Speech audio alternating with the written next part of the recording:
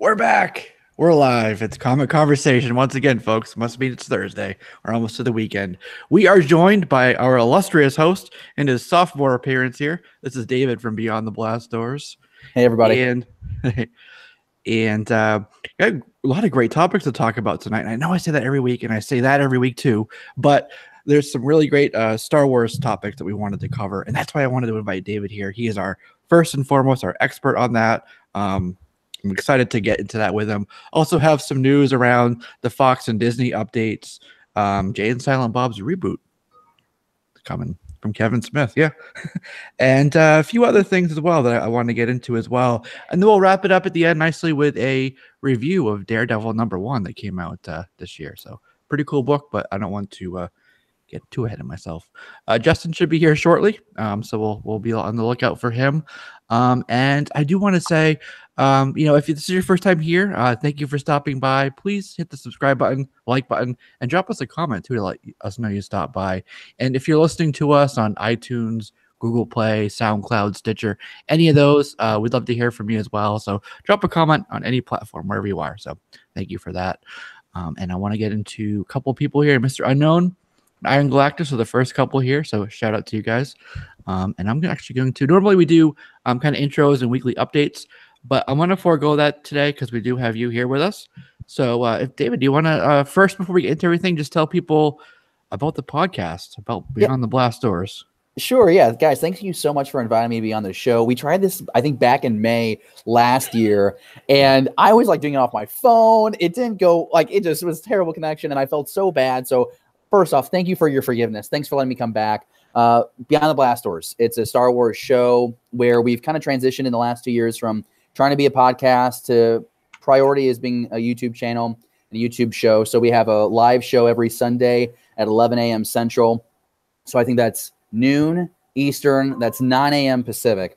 And we just talk about everything. It's movies, TV, books, comics, toys, cosplay, what we call our complete Star Wars conversation. And so really exciting time for us right now because we've in the last 2.5 months, we've started going live every week.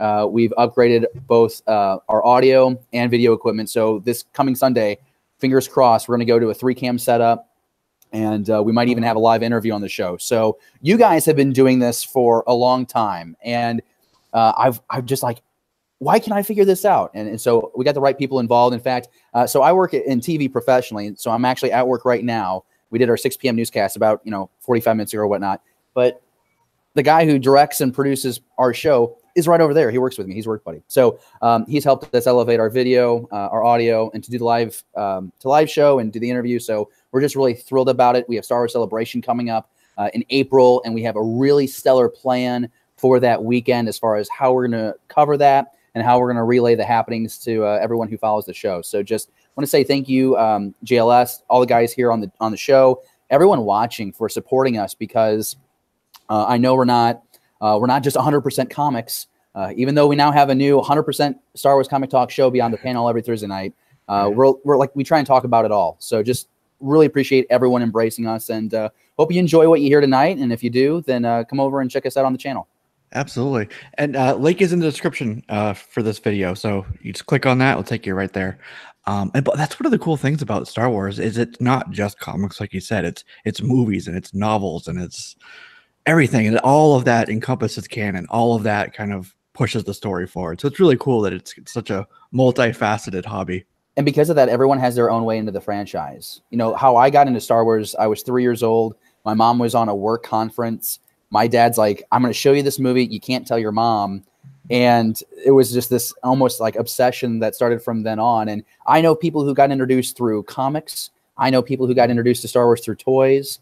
Everyone has their own story, and that's what we really focus on. Is I like having I have opinions. I want everyone to have an opinion on the show, but the important thing is we're kind of in this age where we're hearing a lot about toxic talk in Star Wars. You can have your opinion. I want you to be bold and stubborn, but just be respectful of everyone. And so I'm really thankful to have the opportunity to learn about how everyone came into the franchise, why they stay in the franchise, and meeting moms and dads who are passing that story on to their kids. It's pretty cool. Yeah, absolutely. I was Chris and I did a review of The Last Jedi when that came out. That was a lot of fun. And I remember telling this. Yeah, I remember telling this story. I didn't get to see the first couple movies, I guess it was, in the theater.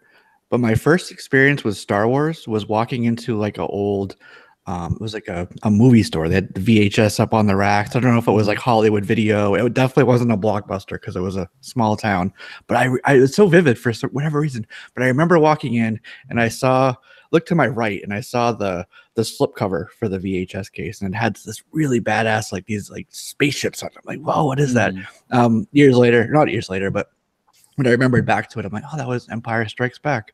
So my first experience or whatever with Star Wars was that VHS tape on that random video store shelf. It's kind of the funny. VHS tapes are gold, like the blue, purple. I can't remember the last one, red or green. I can't remember. But at the very beginning of those VHSs, you have like 5 or 6 minute interviews with Leonard Maltin.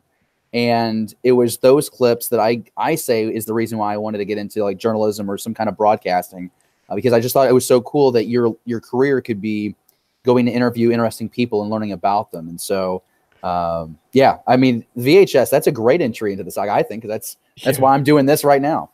Absolutely. Alex is here. He says, David, you look so fancy. Oh my gosh, Alex, you're beautiful yourself in your own special way. That's right. You and the lovely family of viewers. Thanks for stopping by, Alex.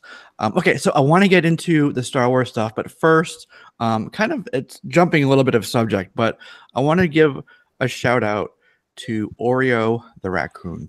Oreo the raccoon passed away, and that was the real life model for Rocket Raccoon. So that came out pretty recently. I wanted to mention that before I forgot. So in terms of Star Wars, there's a lot of anticipation for a trailer, a teaser trailer, just something. A lot of people were thinking, there was a lot of rumor about it coming out. I think it was it Weintraub, maybe? Frosty from Collider, who was saying that we were going to get something around the Christmas season, definitely in December, he was saying. A lot of people are going on that. And then people were talking about sometime around the end of January, I think kind of aligning to when The Last Jedi, the first thing came out for that was the 23rd of January. And then people were talking about, maybe the Super Bowl, that's a good place. And I admit that I thought, it's a pretty good audience for something like that. But of course, we didn't get it. So now the anticipation is, when will it be? And I don't think it's going to be a teaser. I definitely think that kind of falling in line with how things have gone in the past, it'll be a title reveal very soon, right? And February is a perfect time for that. It aligns with the end of principal filming for the movie, right? I think that ends pretty soon, if not having already ended. And that would set them up for, February, then April, when Celebration comes out, to do, a teaser, something like that.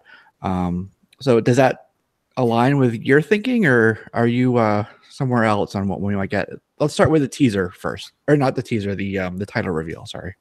I have to be 100% transparent. I was on the bandwagon for about the last, let's just say since Solo. I thought we would get a title during Super Bowl, because to me, I thought that made the most sense. You have a large audience, but at the same time, we know that Lucasfilm Disney does not need that Super Bowl audience to make the internet talk about its product, whether that's Avengers or in this case with Star Wars. Listen, they could pick a random day. They could honestly pull out a calendar, throw a dart at it, whatever day that lands on. They drop the trailer that day. They drop the title that day. They're going to have the internet. They're going to own it. It's almost like in basketball. It should have been on Monday. This past Monday, it should have been all Super Bowl talk. But what was it? It was the NBA, because of all the drama with New Orleans and LeBron in LA. So, I mean, it just like Disney and Lucasfilm can hijack whenever they want. I thought we would get a 5 to 10 second something during the Super Bowl in which you would have really fast flashes of footage, and then there's the title. I was anticipating that. Because we didn't get that, I really do believe that we'll get something like that maybe between now and Star Wars Celebration. And I could see at Celebration, if it's not a trailer, it would be a featurette behind the scenes type of thing. But I want to believe that they are going to put something out there before that second week of April. I really want to see that. My concern, though, it won't happen, because right now the focus is on Endgame.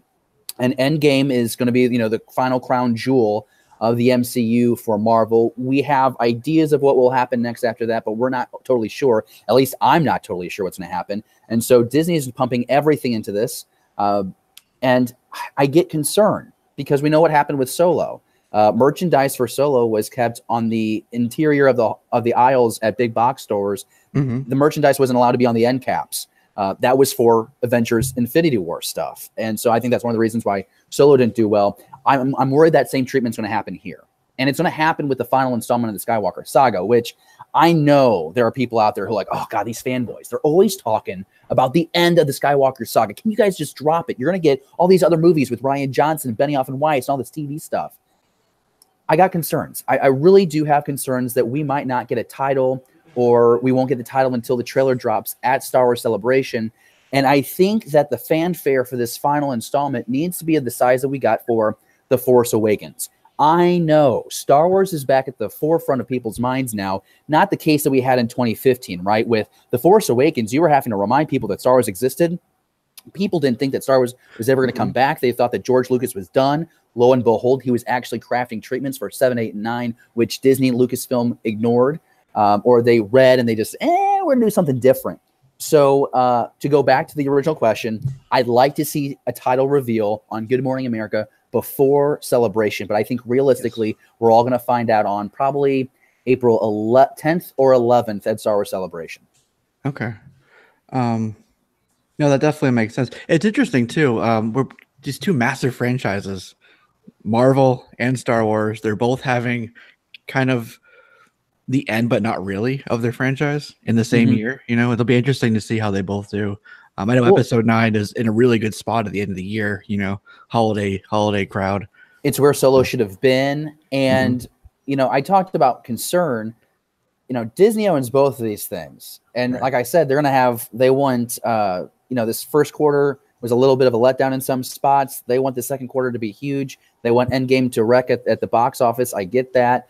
But I don't want them to hold off too long on Star Wars. And I almost wish that Lucasfilm was still a separate thing, going head-to-head against Endgame, trying to take some of the storm away from that movie. I want both franchises to be successful. I love both franchises. And when you look at the MCU, which they've rarely made a mistake, I think you can make the argument that it's almost been flawless. And then you look at what's been going on with Star Wars, where there's been some hiccups along the way. So it's going to be interesting to see how this pans out. But it's like we're all on the edge of our seat waiting to see what happens. The whole world cares, whether you're a real fan or not. You want to know what it's named. You want to know when it's coming out because it's what everyone else is going to be talking about. Exactly right. David says, I want the title to be Return of the Sith. That'd be interesting. That would be interesting. So let's get into that, I guess, since you mentioned that. There is a lot of rumor. Actually, one of the other places was the shareholder call that they had recently. Some people, there was some kind of talk about Star Wars, but some people were thinking that maybe Bob Iger would drop the name in that. You know, but that didn't happen, of course. So couple names that I've heard kicked around. And it's interesting. They picked them. You know, a couple of them have come from the opening crawl from previous movies or from dialogue, right? Like The Last Jedi, for example. Where did that come from? I've heard A New Order, which I kind of like. We've talked about it before. It would kind of bring the whole the chosen one sort of story around, and you know, kind of bring that balance back. And still open things up for the future. So it would feel like a kind of a close to that saga. But the one that everyone's talking about, which I think we need to shut down, is Balance of the Force. A lot of people are talking about that being the title, and it kind of sounds Star Warsy, which makes sense. You know, you have Revenge of the Sith, Return of the Jedi, Balance of the Force. Lame. Right? That sounds lame. It does. But I'm going to share something with you guys, because I don't like it either. The reason it sounds Star Warsy is, if my screen will share, there we go. It's a pinball game. Yep. Digital pinball game. That's I think it did pretty well. I think people liked it. But the reason it sounds Star Wars is because it is a Star Wars name. So I don't think that they're going to take a digital pinball game title and make that the title of the movie. But interestingly, Balance of the Force was also kind of a rumored title for some older movies as well. It's kind of been kicked around with some of those others. So what do you think, David? Balance of the Force, yay or nay? All I can say is I'm so glad I kept my mouth shut. Because truth be told, I had somebody tip me off about a page found on StarWars.com that a coder had found Balance of the Force, a page created. And they're like, we think this is it. And the source that told me, I trust 100%. His source, I have no interaction with. I don't know who this person is. It turns out that this person, this original coder, shared the thumbnail with somebody he shouldn't have, and it ends up on Reddit. And so you have this cycle go on yesterday. Yeah, you're looking at the logo right here. This gets shared yesterday, and it kind of goes viral, and everyone's jumping on it. I just don't know the original coder who did this. Now, I do know that 2 other coders that I know went through, and they say that they found a locked page that they believe is the Star Wars Episode 9 page, and they can't access it. Balance of the Force, honestly, I could roll with it. I know that I didn't know the pinball game, to be truthful. It was funny. I had someone from Star Wars Newsnet.com reach out to me, and they let me know that it was actually the name of a pinball game, because I don't know I don't think there's anyone out there that truly knows everything about Star Wars, but I hadn't heard of the game before. Balance of the Force, though, to me would be a good title. I mean, if I'm being honest with you, because I think it does wrap up the saga. J.J. Abrams has been very vocal about how he feels that this movie needs to tie in the prequels, the OT, and then these last 2 films, and needs to do it in a way that gives fans closure and end the Skywalker saga, because it's very apparent the direction that Disney and Lucasfilm storytelling is going is we want to get as far away from this Skywalker saga, this family that's completely sabotaged this galaxy for 70 years, and we need to find a way to tell other Star Wars stories. And while I'm not a huge fan of Star Wars Resistance, I like the concept, which is you're in the Star Wars galaxy doing these things, and then you're able to kind of look up and see the main line happening. Because coming up in the next couple of episodes, we're going to see General Hux give his speech on Starkiller Base right before the First Order destroys Hosnian Prime. Okay, that excites me. I want more of that. I think that's the direction that we're going here with Star Wars storytelling. So hate to see the Skywalker saga end. Of course, I grew up pretending I was Luke Skywalker. I think a lot of young boys did that. I think a lot of girls grew up thinking that they wanted to be Princess Leia, a strong, bold leader that when she spoke, people listened. I think a lot of guys wanted to be the charmer like Han Solo, what was that? Chris, too. He was telling us he wanted to be Princess Leia when he was growing up. Oh, I bet it, because so, I mean, yeah, I think the title will be something. If it's not the Balance of the Force, I like New Order too. I've always liked that one because it really does need to be the final bow on the box. It needs to wrap this thing up. Mm-hmm. And we know what we're marching towards. We know what we've been marching towards ever since the start of Force Awakens. So Balance of the Force, it could be.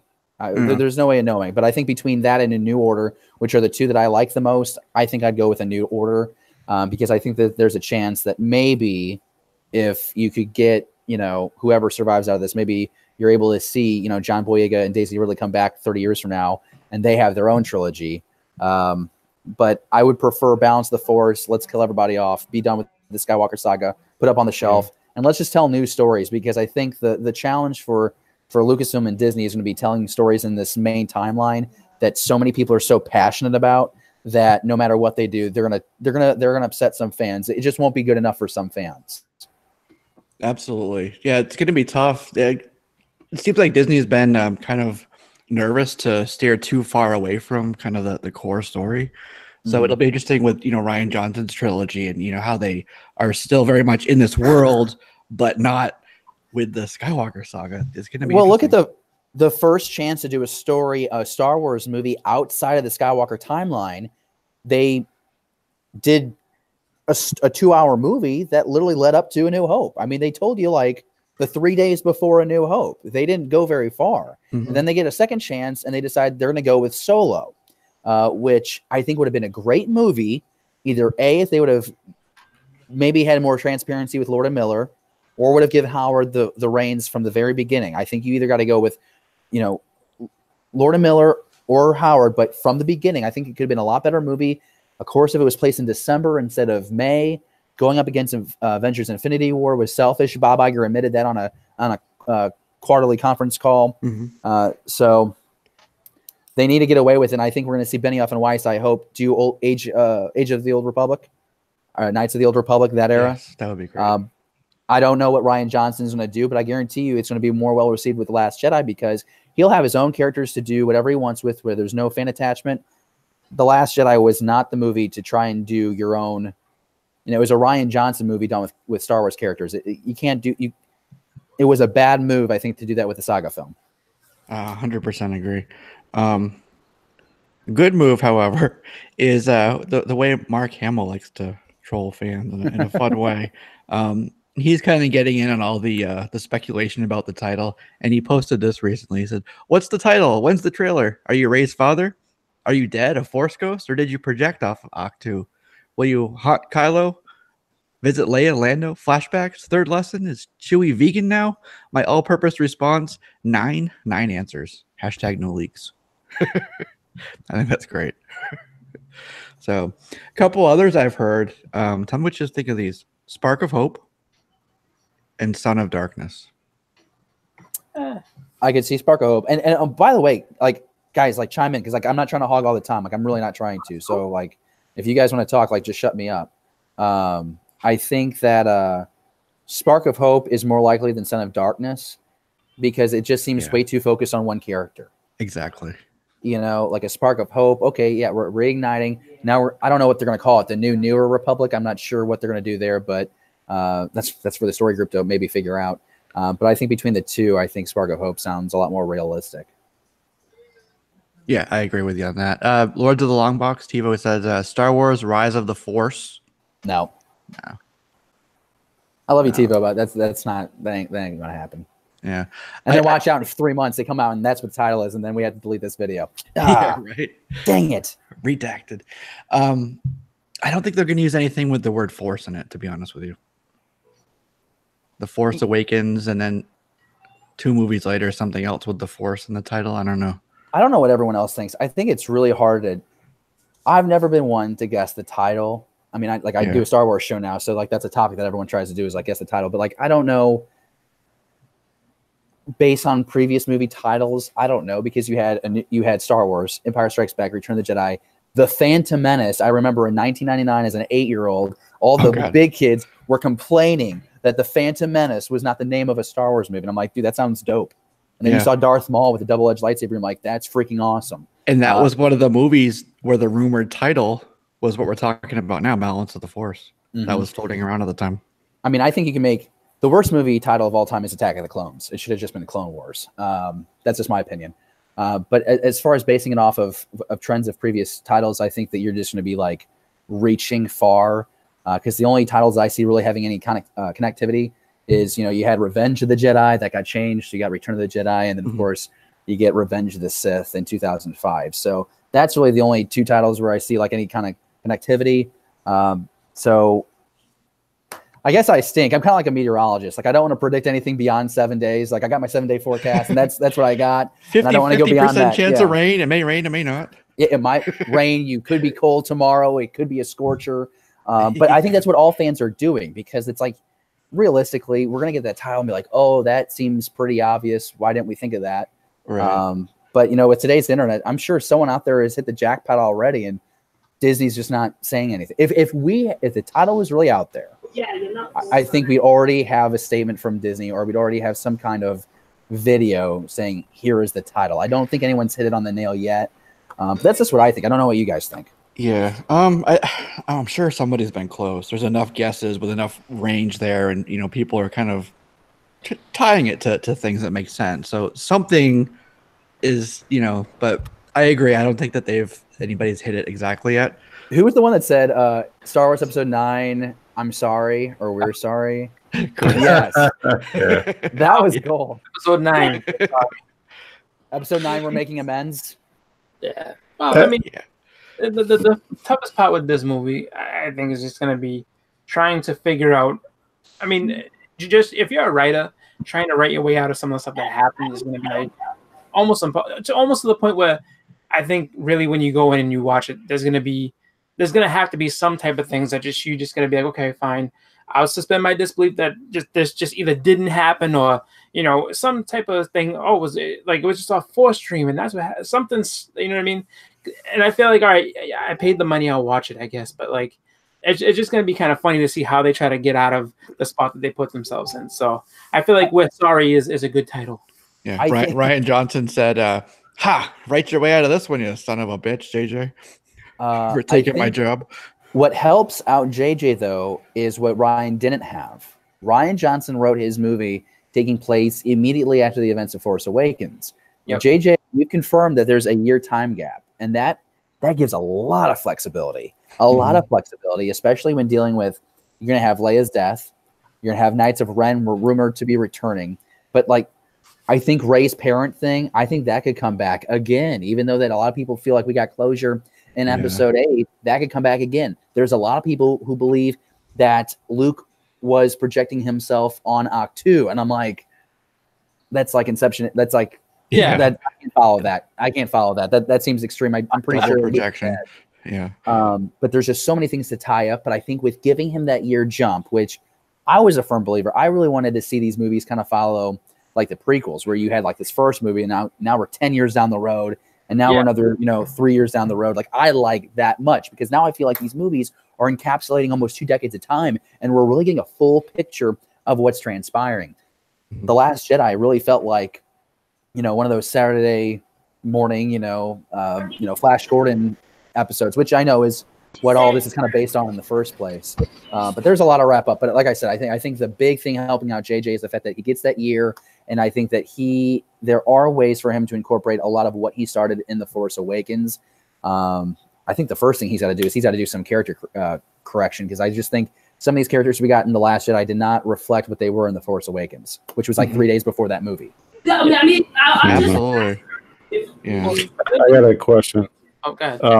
So, in your opinion, what is the reason why they're bringing back Mark Hamill and Billy D. Williams?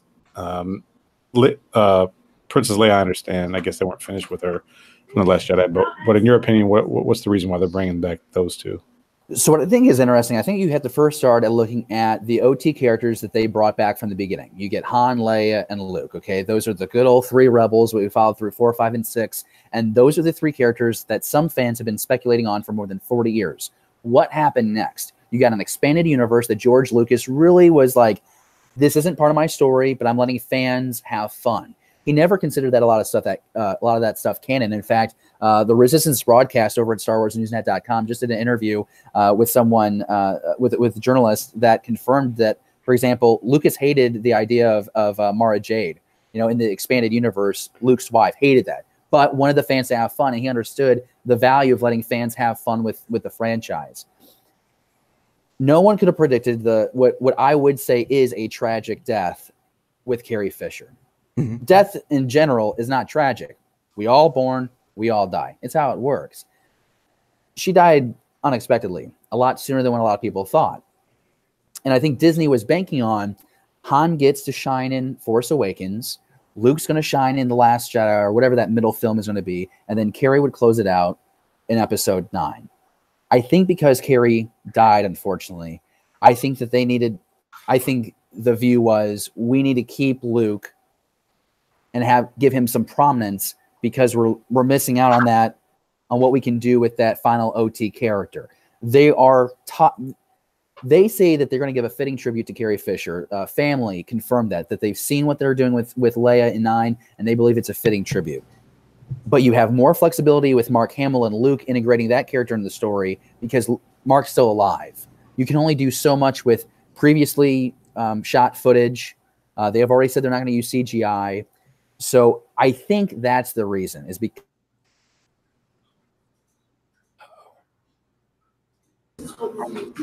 Did he freeze up? Oh, I think he froze up.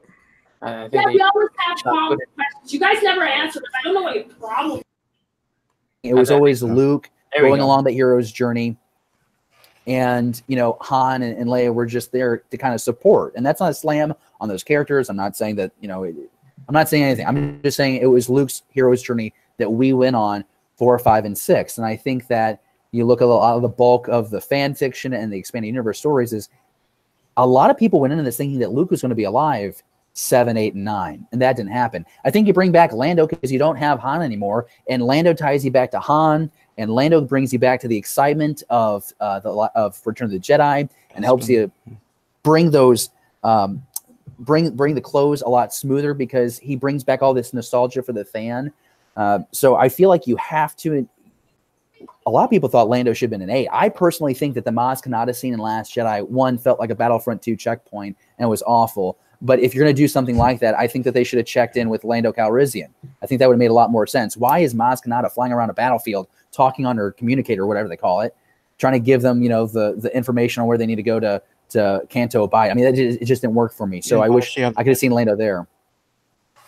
So then one last question, and I know Chris is going to ask some. It seems like it's a little bit of agreement, obviously on various levels, but it seems like there's some kind of agreement, at least across the board, that there's been kind of a mess between two different directors with The Last Jedi and The Force Awakens. Because of that, do you think that this is going to be like a 3-hour film, seeing as how it's the last one? I'll tell you this, what I think about movie length, and this is just as a moviegoer and someone who took intro to film in his third year of college. Okay, so take that for what it's worth to you.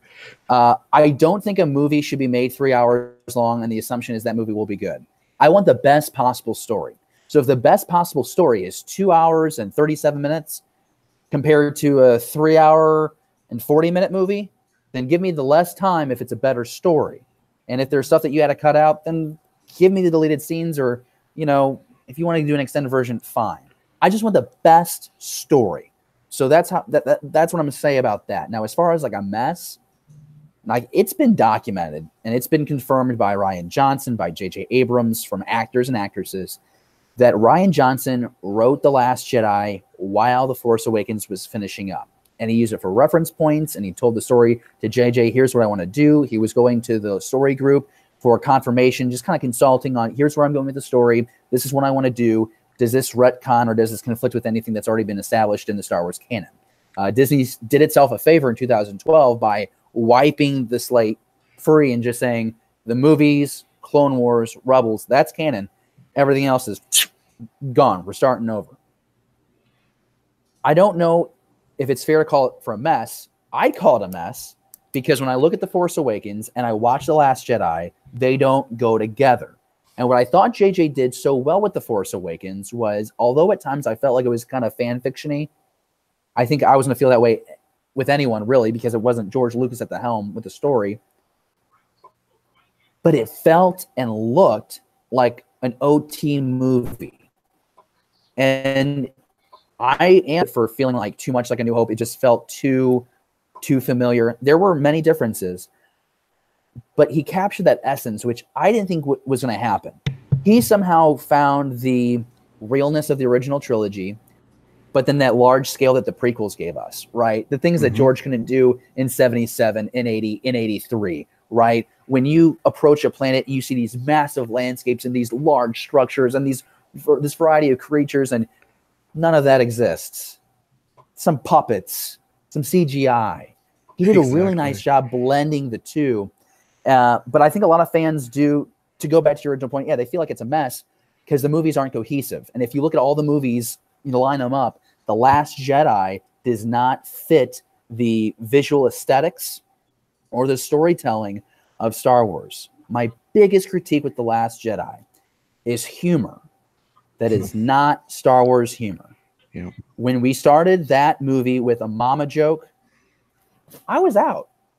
When I saw that we were going to take Luke, who, if Luke saw the good in Vader, he couldn't see the good in his nephew and save him from Snoke, doesn't work for me.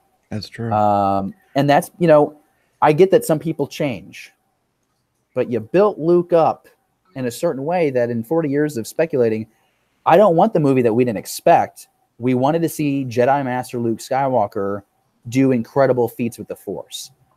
But that's not what Rian Johnson wanted to do. He wanted to give you a movie that you didn't expect, and he wanted to piss off a lot of people, and he wanted a lot of people to be happy. And that's what he achieved, for better or for worse. But I'm very thankful that JJ's back on it for 9. Yeah, definitely. I am too. I was going to say, like, the question that I had is just based on the timeline for these movies. So, like you said, Last Jedi takes place a few days later, and then this next movie is 1 year later. That doesn't seem like it's enough time to get closure for the whole Skywalker saga like they're wanting to do. It just seems, I mean, if you're going to kill them all off and that's your closure of, I guess, but it's just like, I mean, a year, I mean, it's kind of crazy to think that all this happens in a year and it's just going to be wrapped up nicely in just that short period of time. Well, this is the way I look at it. There's 18, 19 years between Revenge of the Sith and A New Hope, and there's a lot of Star Wars story with these characters, and that we've never seen, we've yet to see. We might. I mean, Disney's going to pump out a lot of Star Wars story in the next 30 to 90 years. I mean, this Star Wars isn't going anywhere. I think it's not about the amount of time that takes place in the story of the 3 movies. It's about how much face time you get with the characters in the movie. You get what I'm saying? Yeah. So, like, we didn't get anything with Luke in Force Awakens. And a lot of people were crushed because they waited till the very end to drop the hood and reveal Luke Skywalker. And a lot of people felt like Luke was wasted because we only get so much time left. Like, who knew that we were going to kill Luke Skywalker off at the end of the 8th movie? Like I said just minutes ago, a lot of people assumed that the way this trilogy would work is you reconnect with the original trilogy characters, and Luke will have stumbled upon a new Padawan. Then there will be this like Empire-esque great battle in the 2nd movie that maybe forces Luke into isolation, or Luke and Padawan to go off on this mystery trip, Force-related. And then in 9, Luke comes back stronger than ever, pays the ultimate sacrifice so that the galaxy and the rebellion can continue on. And in that 9th film, we hand over the lightsaber, and that is the handing of the torch to this next generation. What we got was all of that. Well, we got that in the first of the sequel trilogy. Yeah. We got to Force Awakens, and it was not about the heroes that we've been speculating over for the last 40 years. We weren't going to spend more time with them. This is Rey's story. Now, you can make whatever argument you want. They did that because of merchandise, because they're trying to appeal to a younger demographic. They already have us older fans. They want to get the younger generation.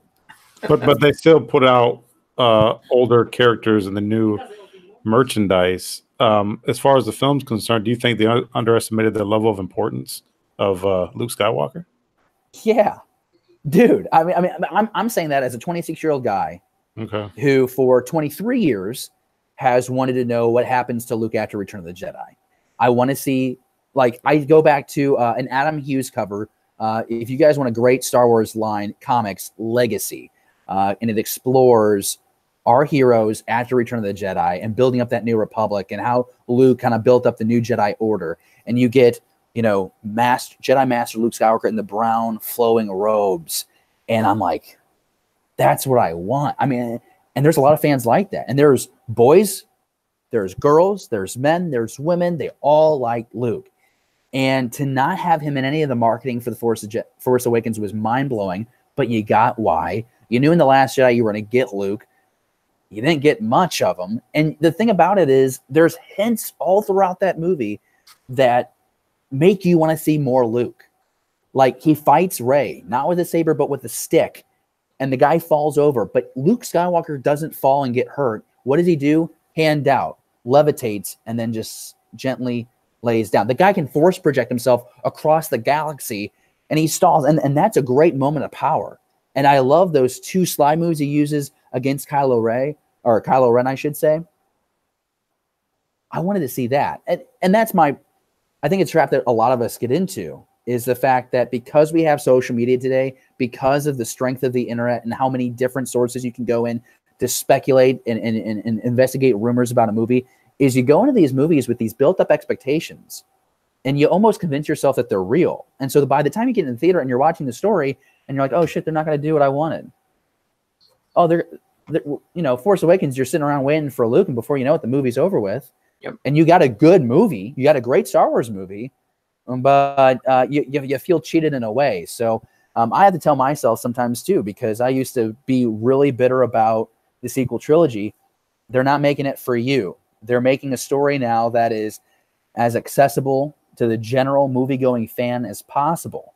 People complain about George Lucas and how he wrote and how he directed movies, but I will probably go to my grave saying that I would ultimately, no matter what, I would rather know and have seen George Lucas's 7, 8, and 9, because I think that's part of the reason why we don't have this cohesiveness that was mentioned earlier. It's just, give him a co-writer, let someone else direct the movies, don't let George touch it, but let him create the story. But it's too late for that now, isn't it?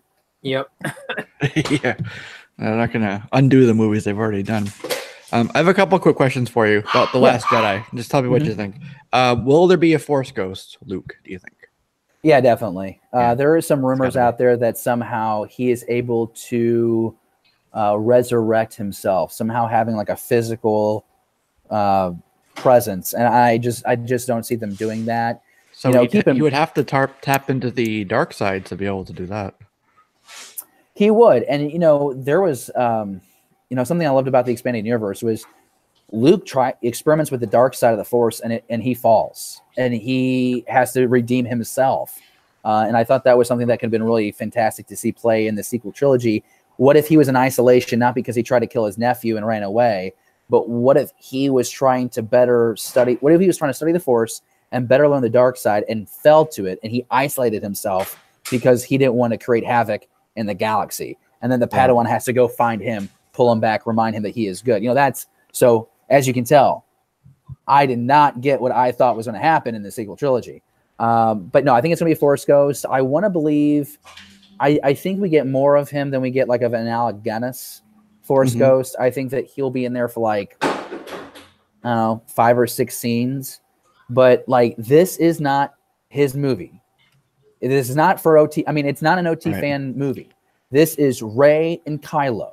It is about Rey and Kylo. Your time with Luke and Leia and Han, and I'm not saying this to be a jerk, it's just the truth. You get 4, 5, and 6.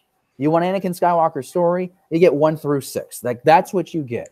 This is a new trilogy. This is a new era where we have the original characters, OGs, OTs, whatever you want to call them. You have them to sucker in the old people. And that's what's happened because we've come back and we're talking about it right now. So like it's worked, obviously. I think I'd like to see 4 or 5 scenes, but anything more than that will be a surprise, and I'll be very thankful. Right. Exactly. That's a good answer. Okay. What happens to the droids? R2 and C3PO. Okay. So not to toot my own horn here. Okay, guys, because I really appreciate you guys allowing me on, but on episode 57 of Beyond the Blast Doors, just this past weekend, we had a great conversation about what happens to C3PO after episode 9 because of tweets from Anthony Daniels. That guy, he's either hitting the bottle of Jim Beam or something. He's sipping on some tea over there in England because that man is tweeting out crazy things on his Twitter account right now. Check it out. Oh, yeah, here we go. This was the original tweet, right? Everyone except the one. Is this the leak? The movie title? The wrong way, but it's getting seem to be the right shape for a movie title or trailer. Can't see an X or the signal's fade turn. What can it be? Stay tuned. I will. Yeah, he is pulling tricks out of Mark Hamill's book like crazy. He is playing with the fans and having a great time. Here's what I'm envisioning for the end of episode 9. Tell me if I'm wrong. I don't care. Let me know in the live chat, or if you're watching the rewind, let me know down below, okay? On episode 57 of Beyond the Blast Doors this past Sunday, I talked about how I would love somehow this movie to end with everyone flying away in this space, about to hit hyperspace, and the camera pans from space back into his ship, and you see C-3PO and R2-D2 looking out in the galaxy far, far away, and the hand just comes down, C-3PO's hand just comes down on the top of the dome of R2-D2 and taps him. Hyperspace goes to black, movie's over with. To me, and I happened to me then, I'm getting goosebumps thinking about that, because when we have watched 4, 5, and 6, 1, 2, and 3, the perspective that we watch that movie is through the eyes of R2-D2 and C-3PO.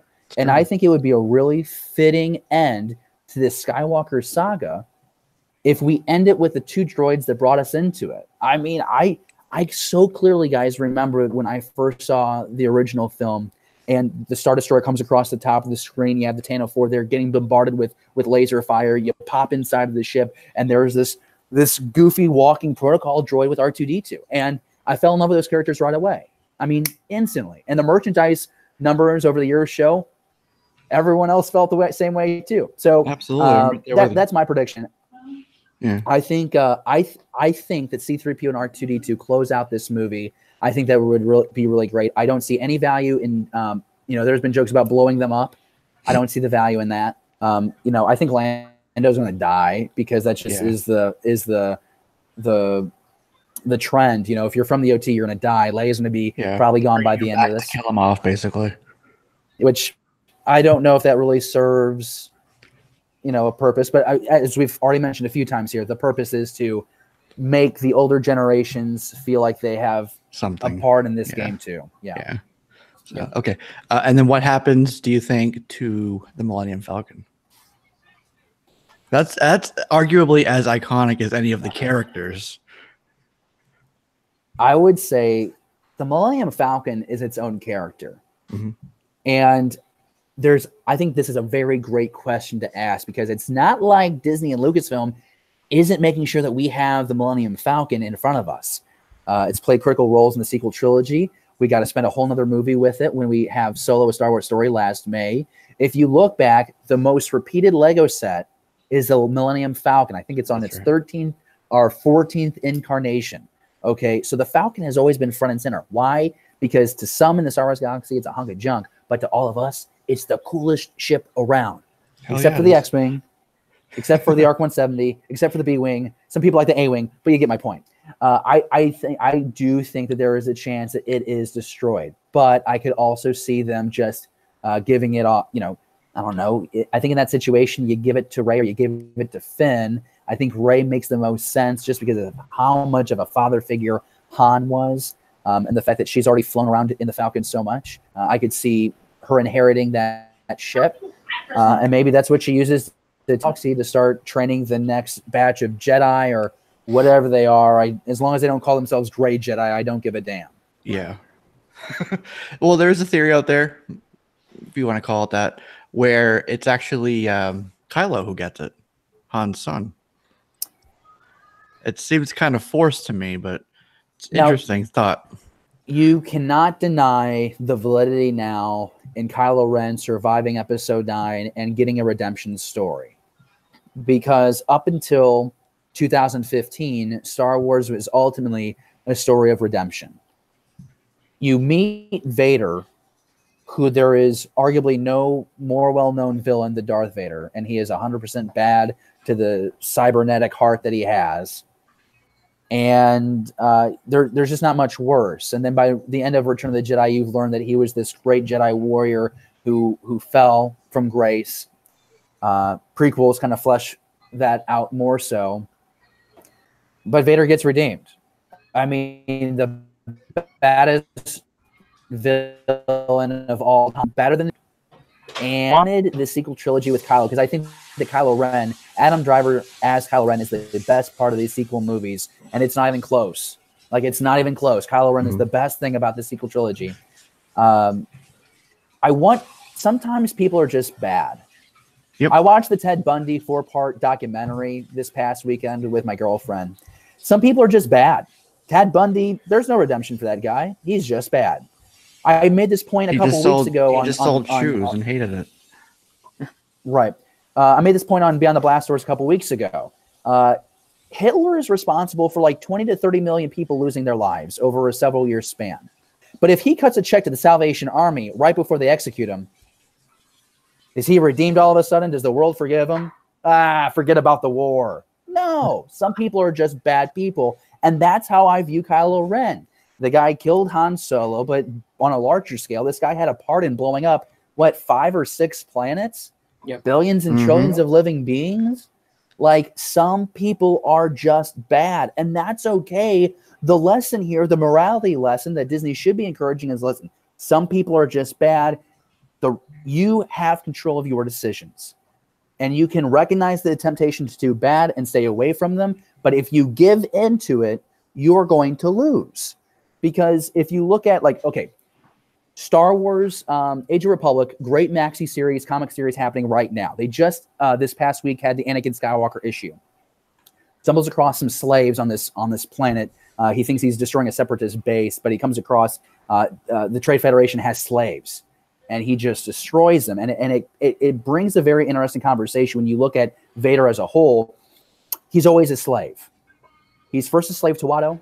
Then he's a slave to emotions. It's why he dies. It's why Padme dies. It's why he becomes a slave to then the Emperor. He becomes a slave to his emotions, ultimately redeemed. Kylo Ren is a slave to his emotions. He looked for salvation in Luke, felt failed. He looks now for salvation in Snoke. Snoke degrades him. Snoke doesn't want Kylo for Kylo. He wants him for his raw, untamed potential, or whatever that quote is, the power, the unlimited power. Now, Kylo has always looked in the wrong places for knowledge, for power after Luke. The Luke that we get with The Last Jedi, we learn that Luke failed him, and he did. Like, Luke did fail Kylo. Not the Luke that we thought. Like, that's not really what I thought Luke would have done with his nephew, but you get my point. So, man, I don't see Kylo getting the Falcon at the end. Sorry for going on that huge tangent, but there's so many things that, there's so many factors that equal the answer here. Right. I think Kylo has to die, and I want it to be a death between him and Rey, and I think Rey needs to do it. And that's a possibility too, that they both end up killing each other in some way. There's a rumor out there, guys, that the two become one somehow, and bringing balance to the Force. The rumor title we discussed at the very beginning of this conversation, somehow that they unite and they become either the brother and sister or the father and mother of the Force. We're getting into territory that if you watch Star Wars Rebels, you have a better sense of. Right. On the flip side, though, it could be that they both die. If you don't have the dark and the light to rise up, or vice versa, then maybe that's better for the galaxy as well. If none of them exist, I would be really surprised if they killed off Rey. I just don't see them killing off Rey.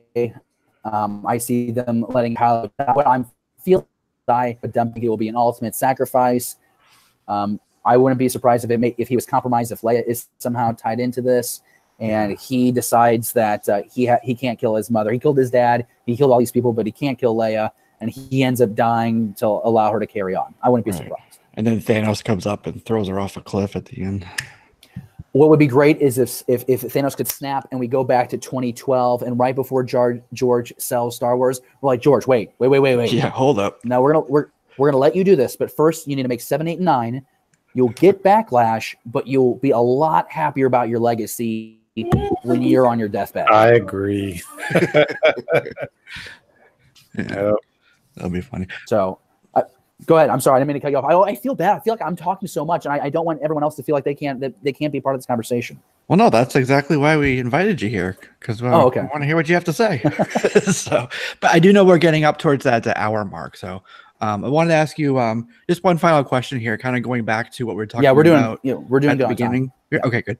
Kind of a rundown of the timeline for marketing leading up to the movie, right? So I'm thinking, I still think sometime in February, now that they're very close to being done with filming, that we'll get a title reveal.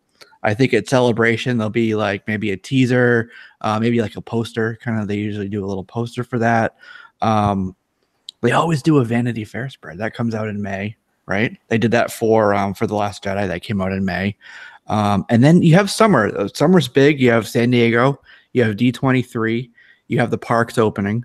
They usually do there's one Anaheim. Is it no? California is summer, and then Orlando's in the fall. Yeah, Orlando's gonna be the big one. Right. Yeah. But I have a feeling something around there is going to be. And we were talking about it before, like a behind the scenes reel. Yeah. Like, I think I've said this once before, and if I haven't, forgive me. I really think the marketing campaign here needs to be more in line with what they did with Force Awakens, now what they did with The Last Jedi. If we're accepting that we're not getting the first teaser and title until Star Wars Celebration, I think then you'd get a trailer before the Vanity Fair spread, because I think the Vanity Fair spread elaborates on what you saw in the first trailer. So now I think that pushes like late summer, let's say August, early September. That feels a little bit later. But if your first trailer comes out in between like April and May, then your second trailer might drop, let's say like September, October. And then you're going to have your international trailer like the week after that. You're going to get like 37 TV spots from like Thanksgiving to the debut, like the drop of the movie in theaters. That's going to be overwhelming. I remember The Force Awakens. I'm like, this is too much. And then we'll tie into like Taco Bell marketing or something with X-Wing shooting down burritos. Yeah. 25, they were like 25 or 27, but like, I mean, I just felt like every day I was getting a YouTube notification, new Star Wars TV spot. No. And then like someone did the math. It ended up being like 5% of all the, 5% of the footage you see in the movie. Doesn't really impact your viewing of the movie. Yeah. So I guess it's all central around, if you believe that you're not getting a title or teaser until Star Wars Celebration, I think your trailer has to drop in the summer. Earlier summer. You'll have Vanity Fair maybe come out there at the end. I follow Anthony Bresnikan. He is a great person to follow on Twitter because he, and I think it's Clayton Sindell, he's an ABC correspondent. They're always dropping stuff. They're always getting exclusive access to things. So follow those two. Great sources, great people. They interact and engage on Twitter. Really nice people. But that's what I look for. So I guess to summarize, because I know I kind of rambled here, trailer, teaser, possible trailer, but at least the title and some footage at Star Wars Celebration. And a poster. And a poster. I'd be curious if merch would drop then. I don't, maybe. That's too soon. But you get a summer trailer. You'll get a second trailer in early fall. And then you're going to have all those TV spots that you'll get there with the Thanksgiving holiday. That's going to really ramp up, one final push to get everybody on board. And then, like you mentioned it, like D23, correct me if I'm wrong, but isn't D23 biannual? This it is, but 2019 is the year that they'll have it. They didn't have it last year, so this is the year when it's on. I think if something's going to drop, it won't be at San Diego Comic-Con, because this happened the last time we went through this. It wasn't really much of anything. I think we got like, I don't know, someone did an interview and released some information. It wasn't that big a deal. I don't remember the specifics. It's going to drop at D23. And they're doing that specifically. They're only like a couple of weeks apart, right? So you have to pick which one you're going to. So if you're a Star Wars fan and you want to get, exclusive content before anyone else, don't go to Comic-Con. Disney is made its own event. It's D23. It's every 2 years.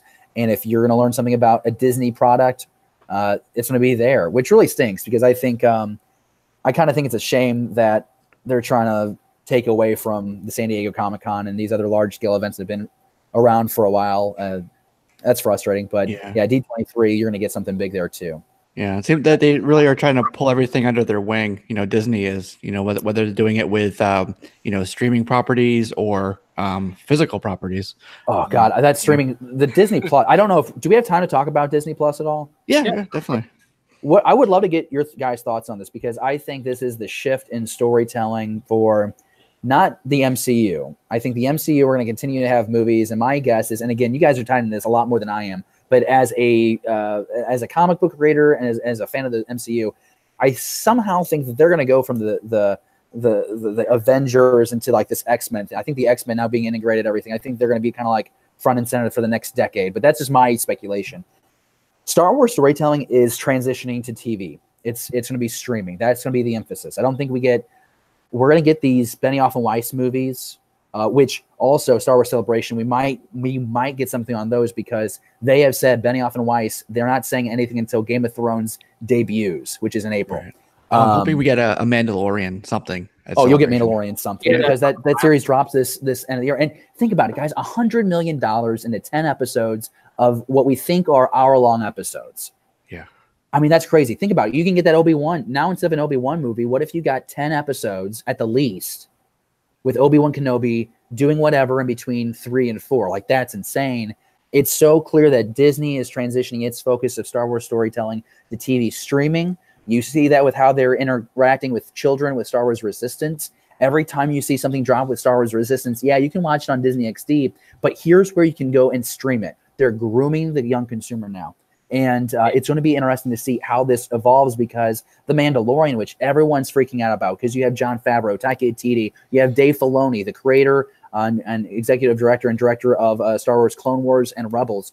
They're directing these episodes. And this is, we'll never have seen storytelling like this.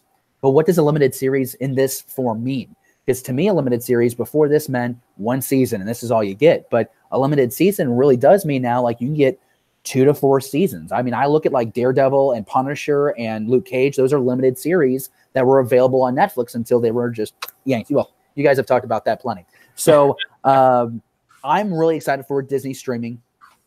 I think that I have been groomed to like episodic storytelling with Star Wars in 22-minute bits, because how great Dave Filoni and team did with Clone Wars. Because I think how great Dave Filoni and team did with Star Wars Rebels. I think it's a damn shame if you don't see Ahsoka Tano, some live action version in the next 5 years. I kind of look, you got Dave Filoni and Jon Favreau working together. I think it could happen there. But Ahsoka Tano is definitely, it's just, I mean, that's just the gem, and that character needs a story of her own. But there's so much potential. Andor? So now this is interesting, because the same complaints we saw about Rogue One is what we're getting with this series. Full transparency, I love Rogue One. I would say it's the best Disney Star Wars movie to date for a lot of reasons. Don't give me this about character development. Listen, you had to be integrated to them. You ended up at the end of their story, because what you need to know about those characters in Rogue One is that they are these people that came together, and they're the way that the plans got in the hands of Leia. Like, you don't need to know their whole life story in that movie. That's not the purpose of that movie. Here you go with Cassian Andor, where you're able to explore a character that no one understands, is so rich with possibilities, endless possibilities. Guys, did you read the Rogue One novelization? No. Okay, so go ahead. Well, no, I didn't have a chance to. I just remember, I remember the original, I guess, thoughts and plans were to make it very dark, and I guess they lightened it up for, merchandising purposes, because, in the end, like you said before, and I've also made the point too, it's just like, even though, these Star Wars movies are, bringing in the older generation, it's really, even story like that, it's not really our story anymore. It's to get, either our kids or the younger generation into it. So like, okay, look, we get another group of people hooked for 30, 40 years. Let's go with them. And then, so I understand where that's coming from. But this movie was for us. I mean, my goodness, like, the expansion with stormtroopers. We got like 2 or 3 different kinds of stormtroopers in all this. We got to see more with the Empire. That last 2.5 minutes of that scene is arguably now the best scene in Star Wars. I mean, I used to say the opera scene in Revenge of the Sith used to be my #1 scene in Star Wars, and I would fight anybody on it until I saw that Vader scene. And I'm thinking, you know what? For 44 years, we've wanted to see Vader wreck, and I'll take it. I know originally he was supposed to be on the beach slaughtering people. You know what? That's fine. You get that in the comic books. Sorry about it. Now, the reason why I mentioned all that, though, is because in that novelization, guys, we learned that Cassian Andor is the son of a separatist family. Now, there's a lot you can play with there, because I believe after watching Revenge of the Sith and the deleted scene about, the Padme and Bail Organa and a few others going to Palpatine and trying to create this rebellion or this sect, I kind of think the separatists are more in line with the rebellion than the Republic. And you can explore in this Cassian Andor series, what was that like for him, exploring his family and his upbringing, being on the other side of the battle, because you really have never seen the separatist perspective of the battle. That's true. In the prequels. And so you can explore that. There's a line in Rogue One where he said, I've had to do terrible things. You don't understand. You don't know what sacrifice. Well, what are those terrible things, guys? Are you kidding me? I mean, this guy has done more than just killing his informant in the back. And I think you can make the argument, that was a kind kill, because you know what? Whatever the Empire would have done to him would have been a lot more painful than a simple blaster to the back, you know? So I think Cassian is really underrated.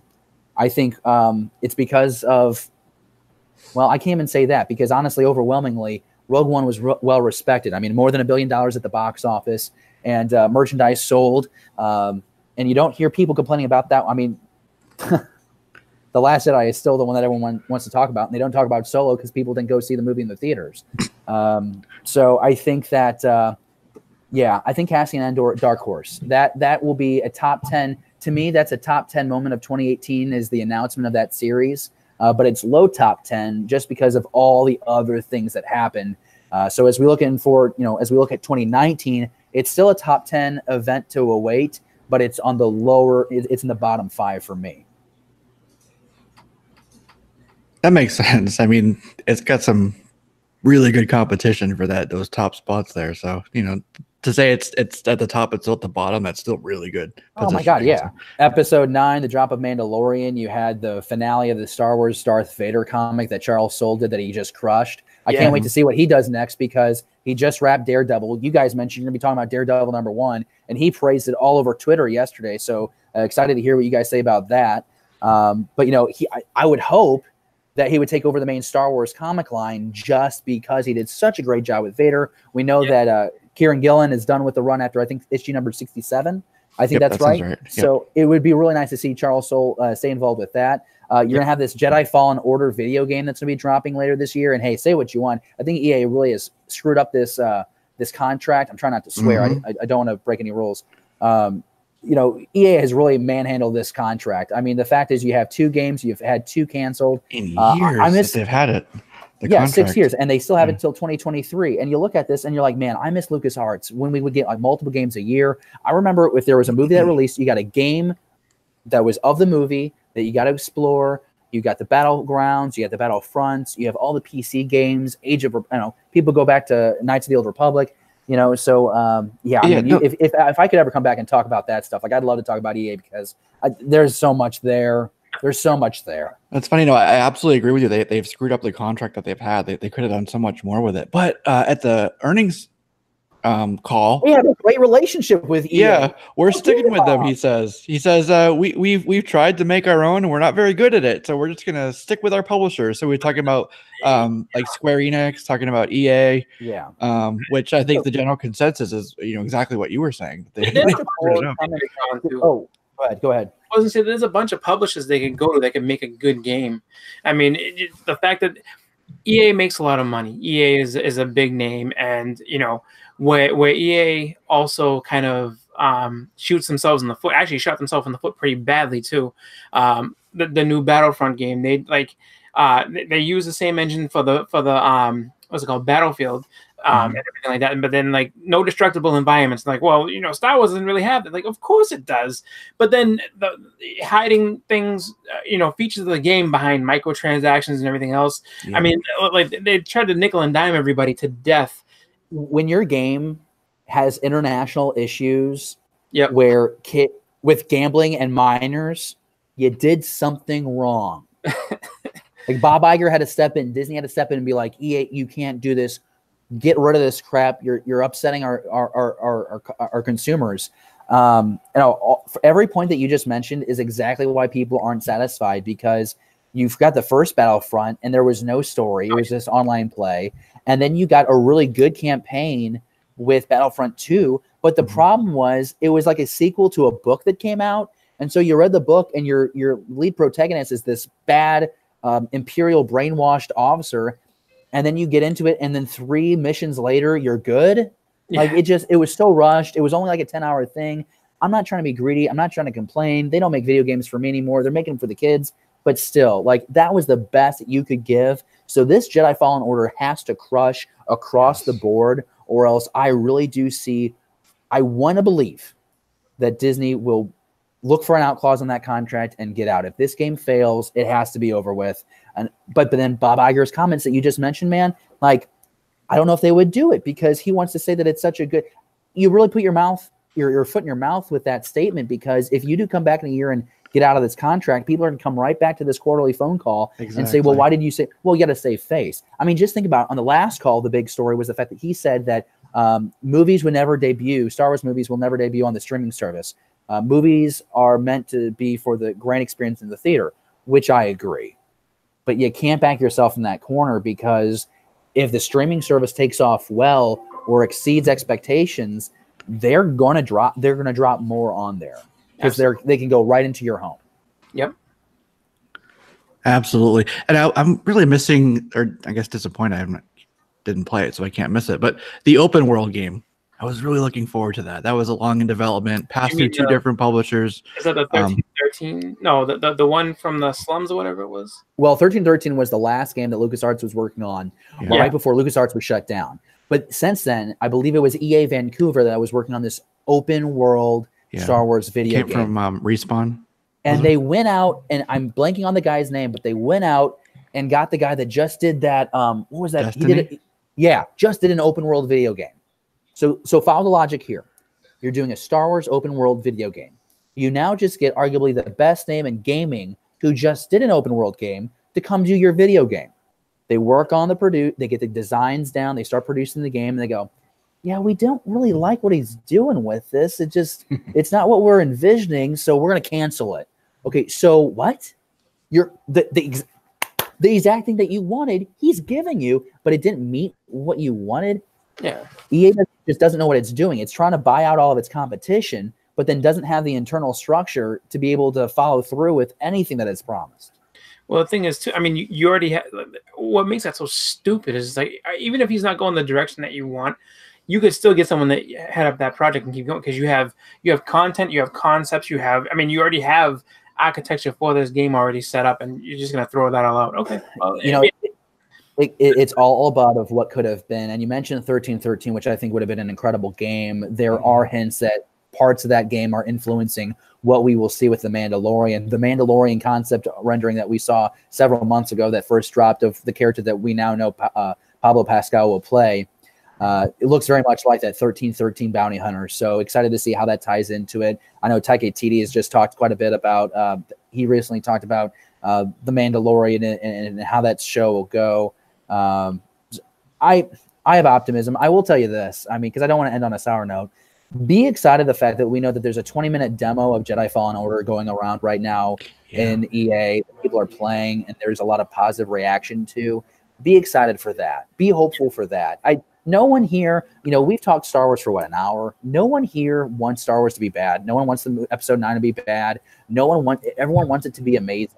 Yes, so sure. I want this game to be amazing. I want it to be a great story. It's going to be canon. We're going to be following a Jedi that escaped Order 66. It's kind of a concept that we've visited a few times through the comics, through the books. But I'm really looking forward to seeing what happens with this game. And like I said, no one wants to see anything fail. You shouldn't. I think there are some people that are that ornery out there that they call themselves the boycotters. They want it. I don't know why you would want it to fail like that. That just seems so counterproductive. Hope for the best, and hopefully you get the best. Right. Exactly. If you love it as much as you say you do, why would you want it to fail? That's just being an asshole. There you go. Exactly. So okay, cool. Any final questions for Mr. David here down the panel? It's just been really cool, like just talking Star Wars with you, listening to your insights of what you have going on. So thank you for being on. It's been a pleasure. No, I really appreciate it. I always watch you guys on the auctions, and I love just all the knowledge you always bring to your books. You guys did that huge charity event about a month and a half ago, 2 months ago, and you raised thousands and thousands of dollars, and it was really cool to see you guys do that. It's a really cool community that exists on YouTube, and the crazy thing is there's like hundreds out there. I mean, I love ours the most because that's the one that we ended up in. But if you think about it right now, there is probably a YouTube live show going on right now where they're talking about the same things. And then it's just a matter of time for us to connect. But so thankful that this was the circle I was brought in. I don't know if Alex is still on here, but Alex, the comic order, was the one that somehow we met up on YouTube. And then we figured out that we lived like 2 blocks away from each other. It was bizarre. And now he's like just a really good friend of mine. Now he shows up at your house all the time. Oh, well, It makes it easier when I go for his auctions though, because I don't have to pay shipping. I just go to his mailbox. True. But no, just really thankful to be part of this community. And I would just ask that if you love Star Wars, or if you just like Star Wars, or maybe you don't know much about it at all, but you want to learn more, consider jumping over to Beyond the Blast Doors at some point tonight. I know that we mentioned that the link to our channel is down in the description below. Check us out. And look at what we're doing. We're having a really cool Star Wars conversation. I mentioned that we're doing this live show now every week. It's a lot of fun. It's an inclusive conversation. If you are so set in your ways and you got strong opinions about Star Wars, that's great. Any opinion is welcome. We just respect everyone because we want to have that complete Star Wars conversation. We want you to be a part of it. So consider coming over, subscribing to the channel. We're at in the last 7 weeks. We picked up like 250 subscribers, which is that's huge growth for us. And so we're trying to march our way towards 1,000 just because we want to unlock a few more features that will allow us to continue expanding. We've, up some more production. Now it's let's find a spot where we can have our show every week in a studio. So it's a lofty goal, but it seems like we're at a point now where people are finding us. And so we just want to make sure that we're including everyone, as many people as possible in that Star Wars conversation. Awesome. Fantastic. And thank you for letting me be on the show, because I really do appreciate the hell out of you. Yeah, absolutely. And you're on Twitter, Facebook, Instagram as well. So yeah, hit us up. Beyond the Blast Doors everywhere. So there you go. Yeah, it's great. And we have pins, because you're nobody if you don't have a pin or a shirt or a poster or a tattoo. Crap. We're nobodies then. No, now we have to go to therapy. Nope, we got to go to therapy now. All right, very cool. Well, thank you for joining us. It's been a pleasure. We talked about so many things, all the things that I wanted to cover. So I'm happy for that, and love the energy and the passion that you bring to it, and you bring that to your show every time you do it. So highly recommend it. Everybody should definitely check it out. I appreciate it, guys. And if you ever are willing to let me come back, I'd love to talk with you. I really enjoyed this conversation. Yeah, absolutely. Welcome back anytime.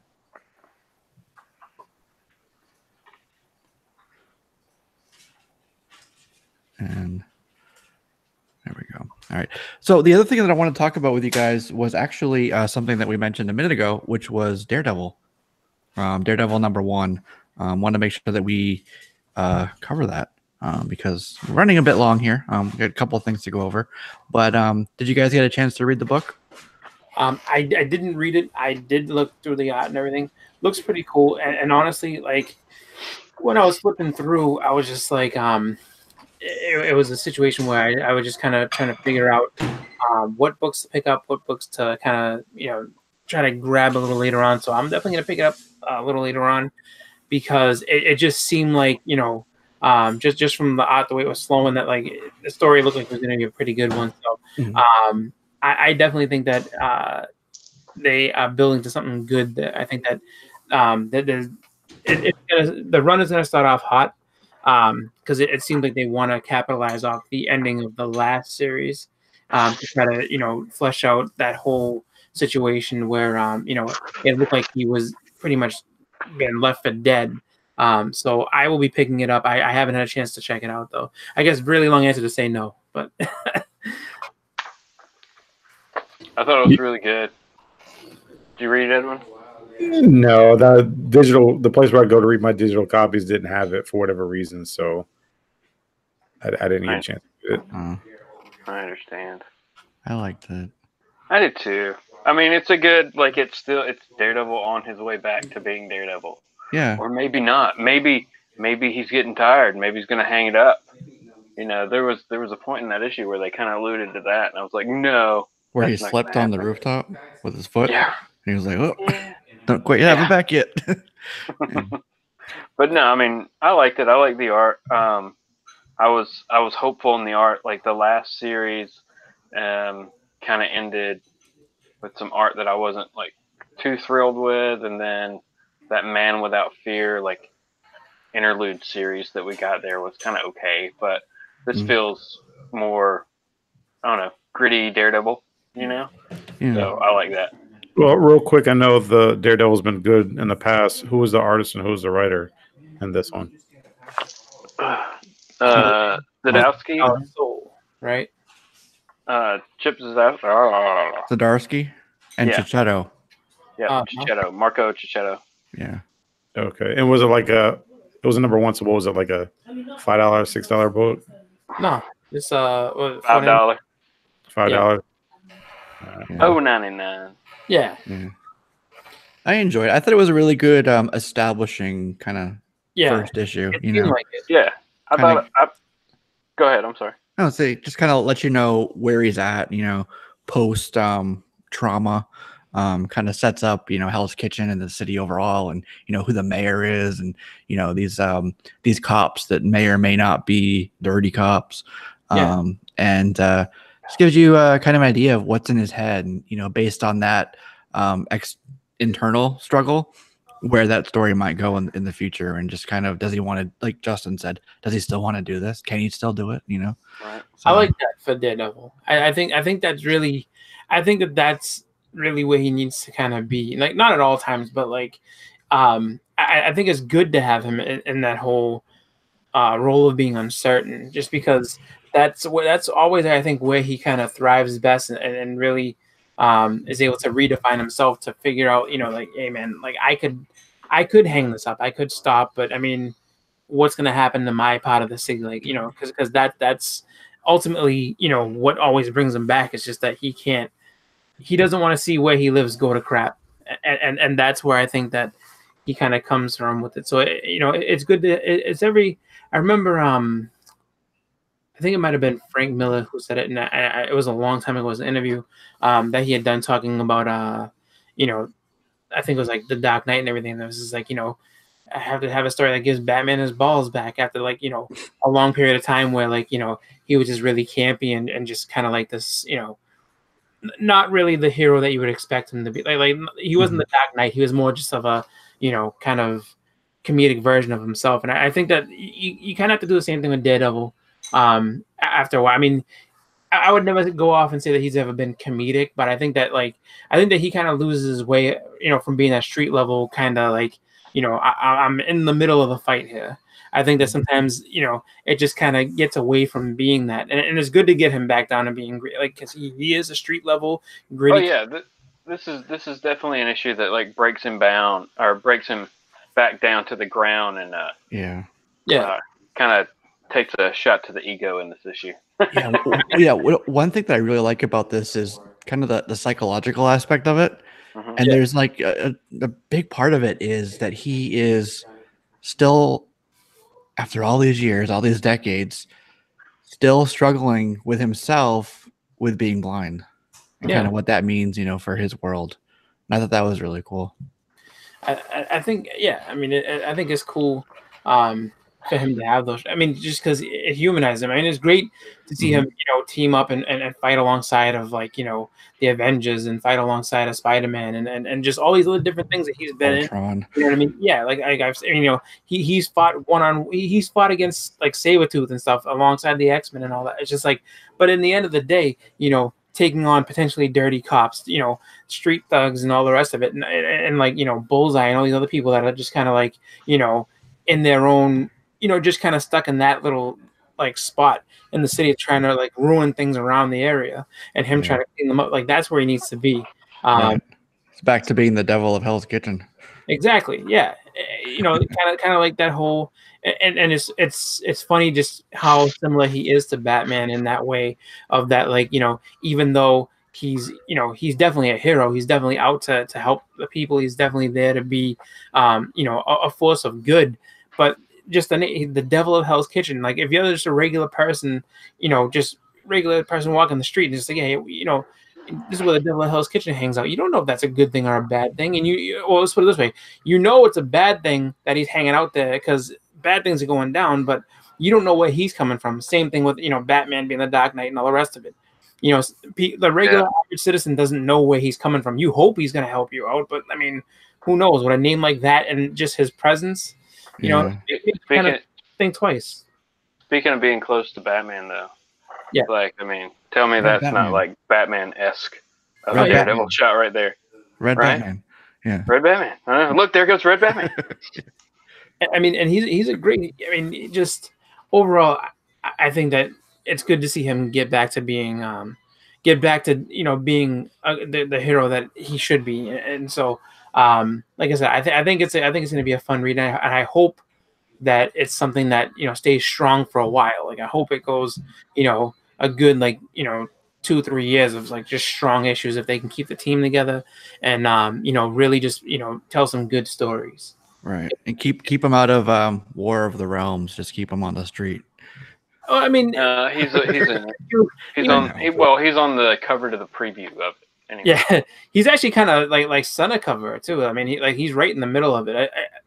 Or at least from the preview that I've seen. But we're like, he's grounded. No. He's in Hell's Kitchen. All of a sudden, he's in Asgard. It'll be and that's the craziest. Is even in this issue, Daredevil talks about that. He's like, I've fought Ultron. I've fought these ninjas. I've died. I've come back.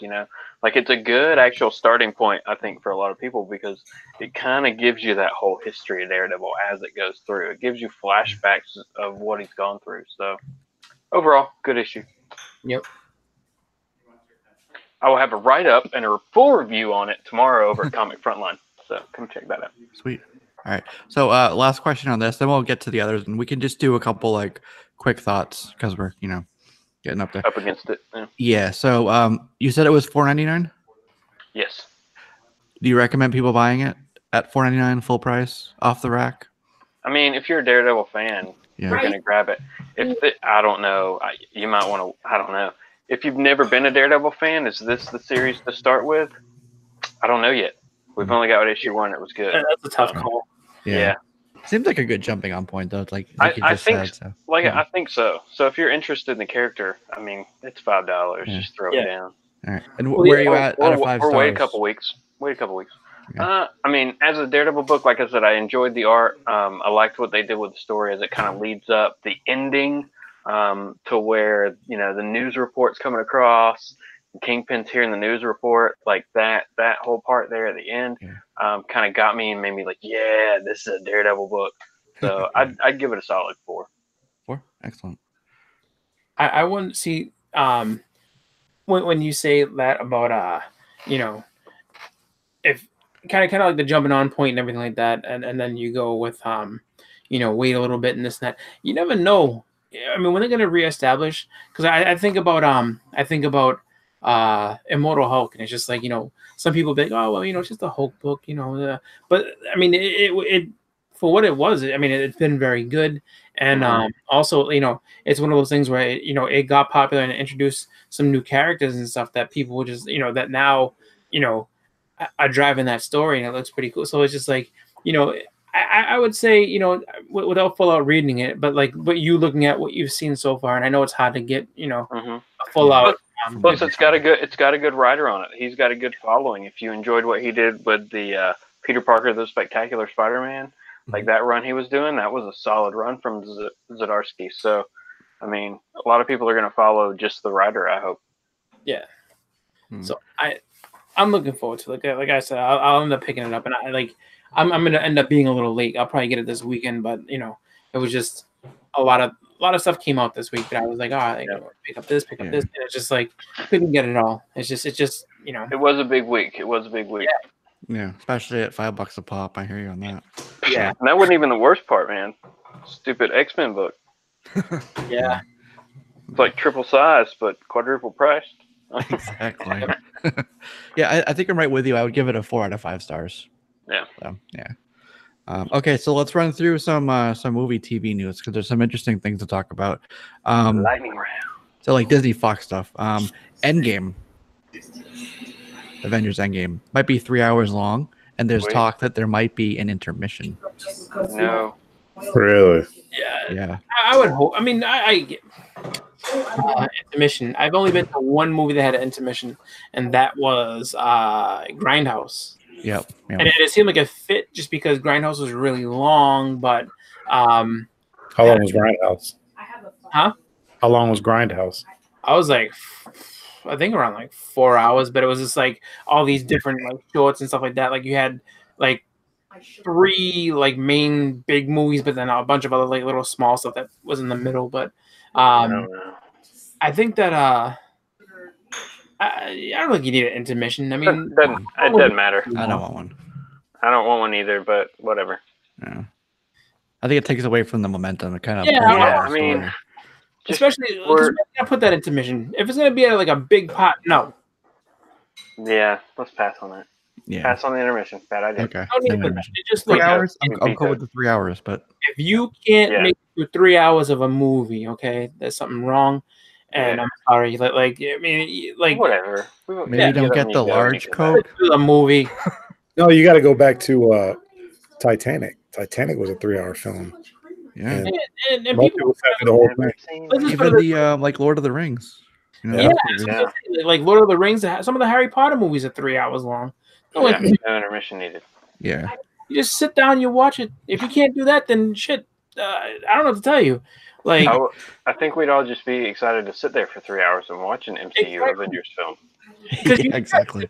Like think of how even if it goes, all right, let's say it ends on like a down point. Fine, it's just like no action going on, just intermission. It's just like okay, what are you getting? 15 minutes? I had to wait 15 minutes to get back to whatever else is going. Like it's gonna make it stupid. And then on top of that, especially if you're not at one of the theaters with assigned seating, you better hope your seat's still there when you get back. Oh, yeah, exactly. Well, when you have because everybody sitting up front will be those seats will be taken. DVD release and everything like that isn't gonna have a friggin' intermission. That's my thing. It's just like it's stupid. Just play the movie the whole way through. Disney, if you're listening, don't you even entertain the thought of intermission. Get it out of your head. That's right. Broadway. Throw that idea in the trash. It's not Broadway.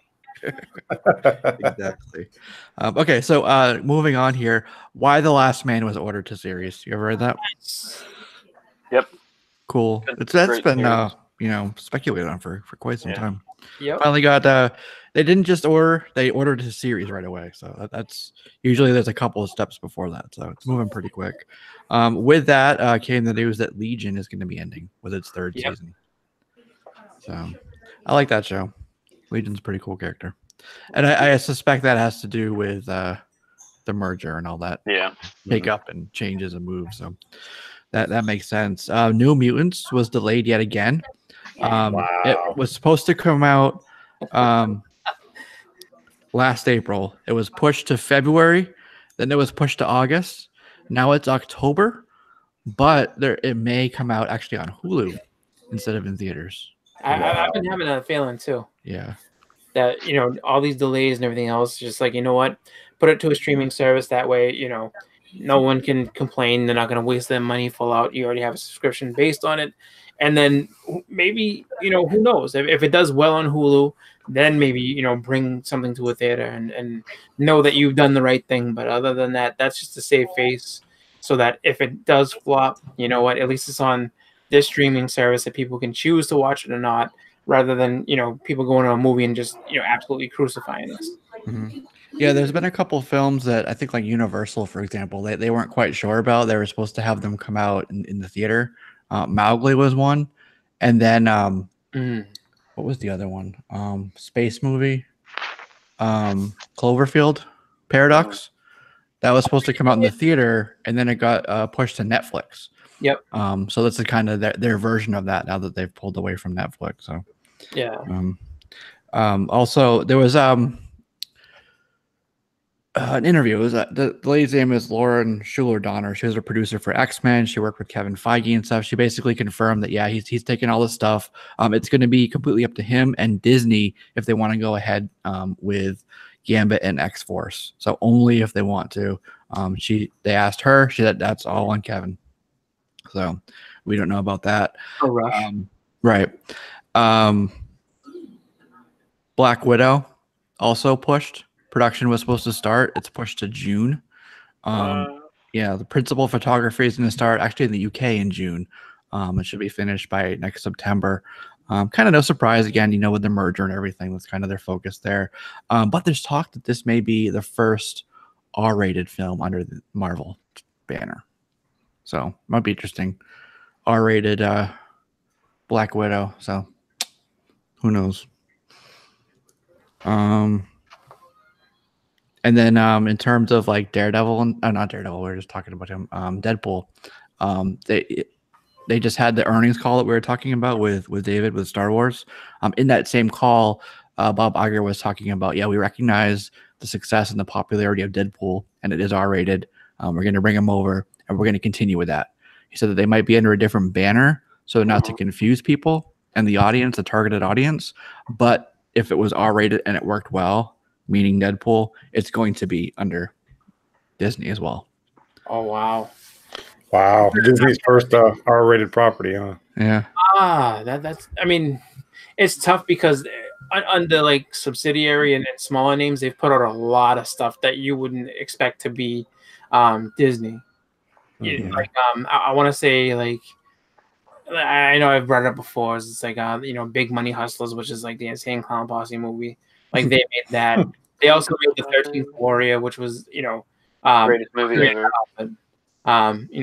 Pretty violent. Outside of like the Disney norm. Well, they changed the 13th Warrior. They made them change the name of the movie. Was that the one with Antonio Banderas? Yeah, because it was supposed to be Eaters of the Dead. Yeah, that's the book, but they made them change it to 13th Warrior. Yeah, and then I think so. I don't know if Miramax Fallout is.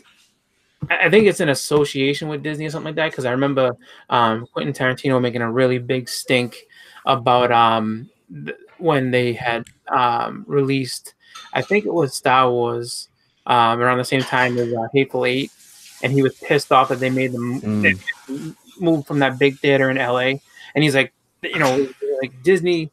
I basically worked for them when I was making my first movie. Like Pulp Fiction, I think kind of falls under the Disney banner in some way, shape, or form.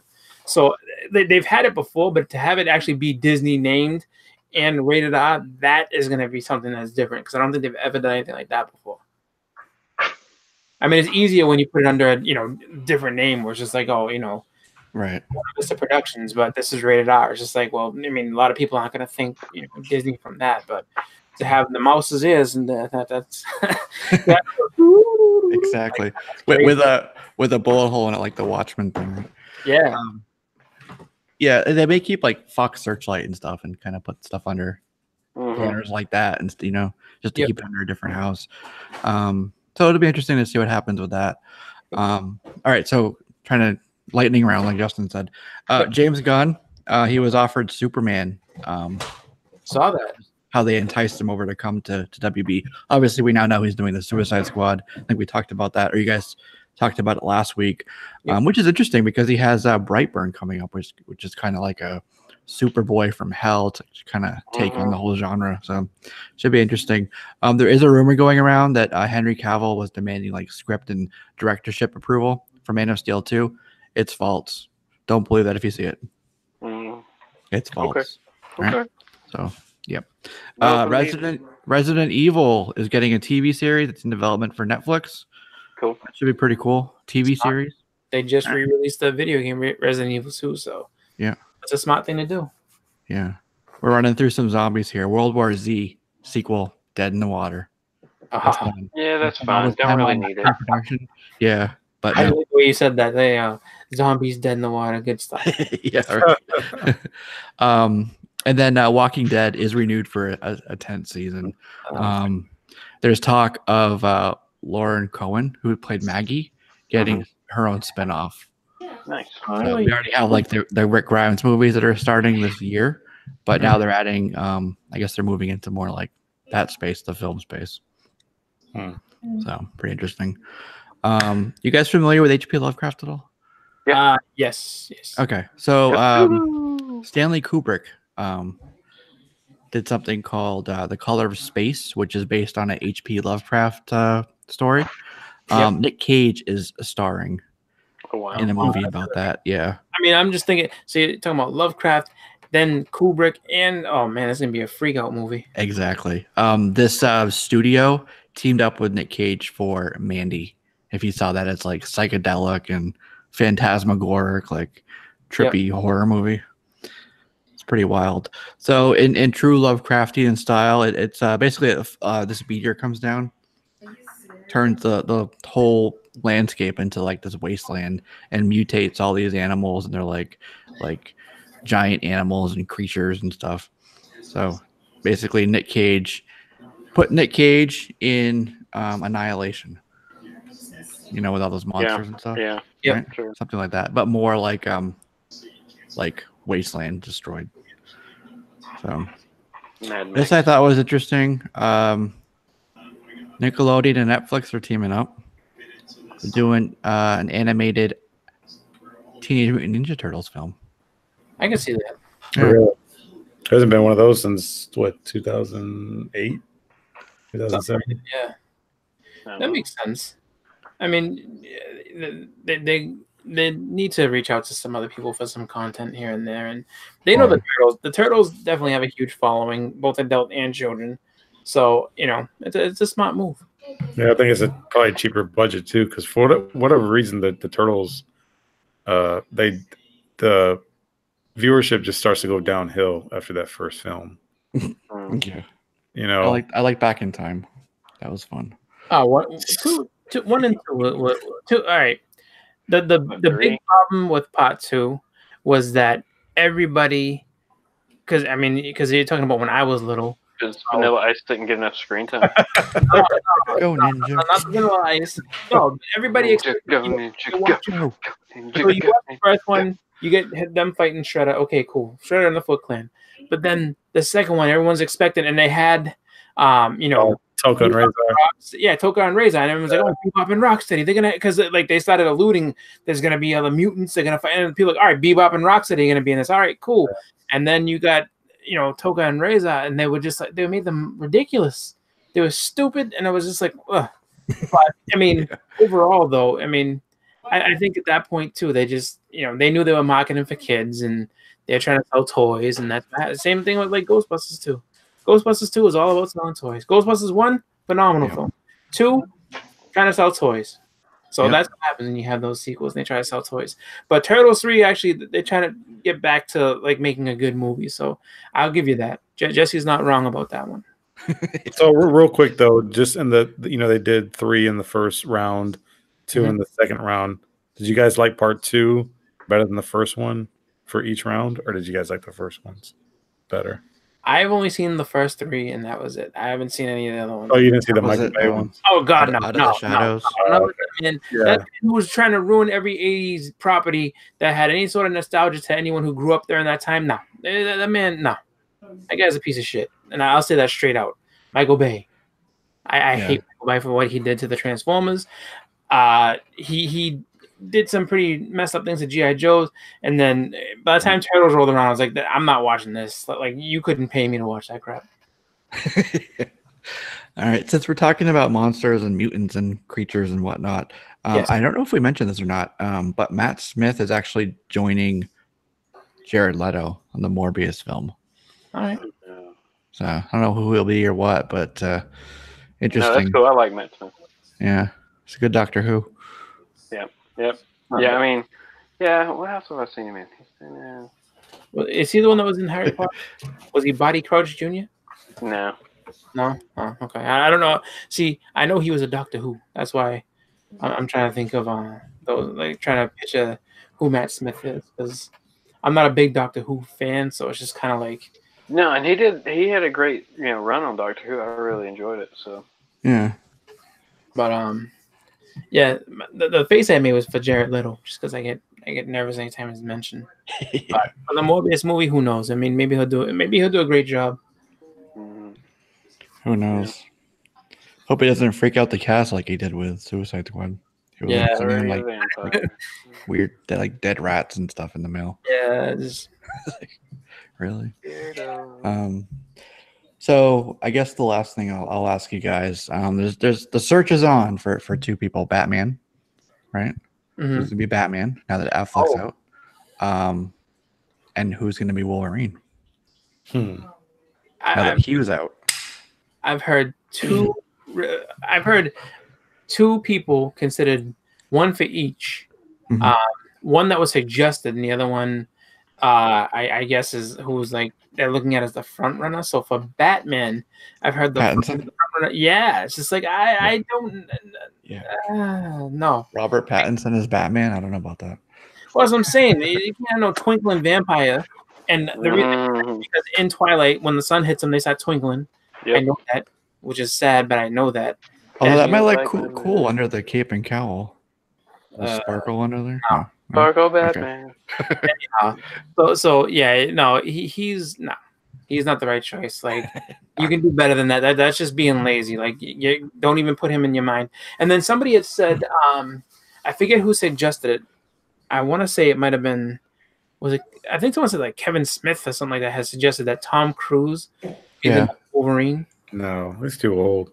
Well, that's what I was saying. I was like, wait a minute. Like, you go from someone who's older than Hugh Jackman to play Wolverine? That's stupid. Yeah. They want a younger guy for that. Yeah. I was going to say, you got to factor somebody's going to play him at least 10 years. And I still think Hugh Jackman could do it, but I think you got to find somebody that's kind of distinct. I thought that they had made somebody had, in the process of speculating who would be a good one, and people had made up had said that Clint Eastwood's son, actually. Scott Eastwood. Yeah, they said he would actually. I mean, he's got the look to it, he's got the build to it. They said that he would be a good candidate as a Wolverine, but I mean, who knows? I don't know. I got an idea. You go back in the Wizard magazines and look at all the. Remember, they used to. Oh, I remember that. Cast movie comic characters and. They suggested Robert De Niro from with the look that he had in Cape Fear, Robert De Niro to be Wolverine at one point. Oh, really? And Tom Cruise was supposed to be in Jon Favreau's when he was first announced as a director for Iron Man, and this is like years and years ago. They had suggested Tom Cruise to be Iron Man. But this is like maybe like 1997, 98 that they had suggested that. So, long time. Glad that didn't happen. That would be quite the pick. I mean, I can't even just imagine him as Iron Man. Just it would be weird, but at the time, Robert Downey was kind of that. That's when he was going through all his troubles, though. So, and at the time, I think Tom Cruise had just come off of was it Show Me the Money? That one, Jerry Maguire. Yeah. So Jerry he Maguire. at that time. Yeah. Oh yeah, Ian Galactus had made something. He said Zac Efron. People I think want to speculate Zac Efron for I think it's Wolverine. Yeah. I've heard. I have a video up. I put it up. Was it yesterday or the day before? Basically top 10 list kind of thing for who I could do as Wolverine, and watch that if you want to see my picks. All right. But I do have Zac Efron in there. Funny enough. The lead. Can we still have the lead singer of Danzig? Yeah. They had him. They had him picked a long time ago too as like Wolverine. Fantastic. How about ZZ Top? Maybe not. No. Danzig's short, so that would work. Somebody was joking, but they said, "How about Danny DeVito?" Or yeah, just don't. I like Iron Galactus idea. Just don't even recast Wolverine. Just give us Laura.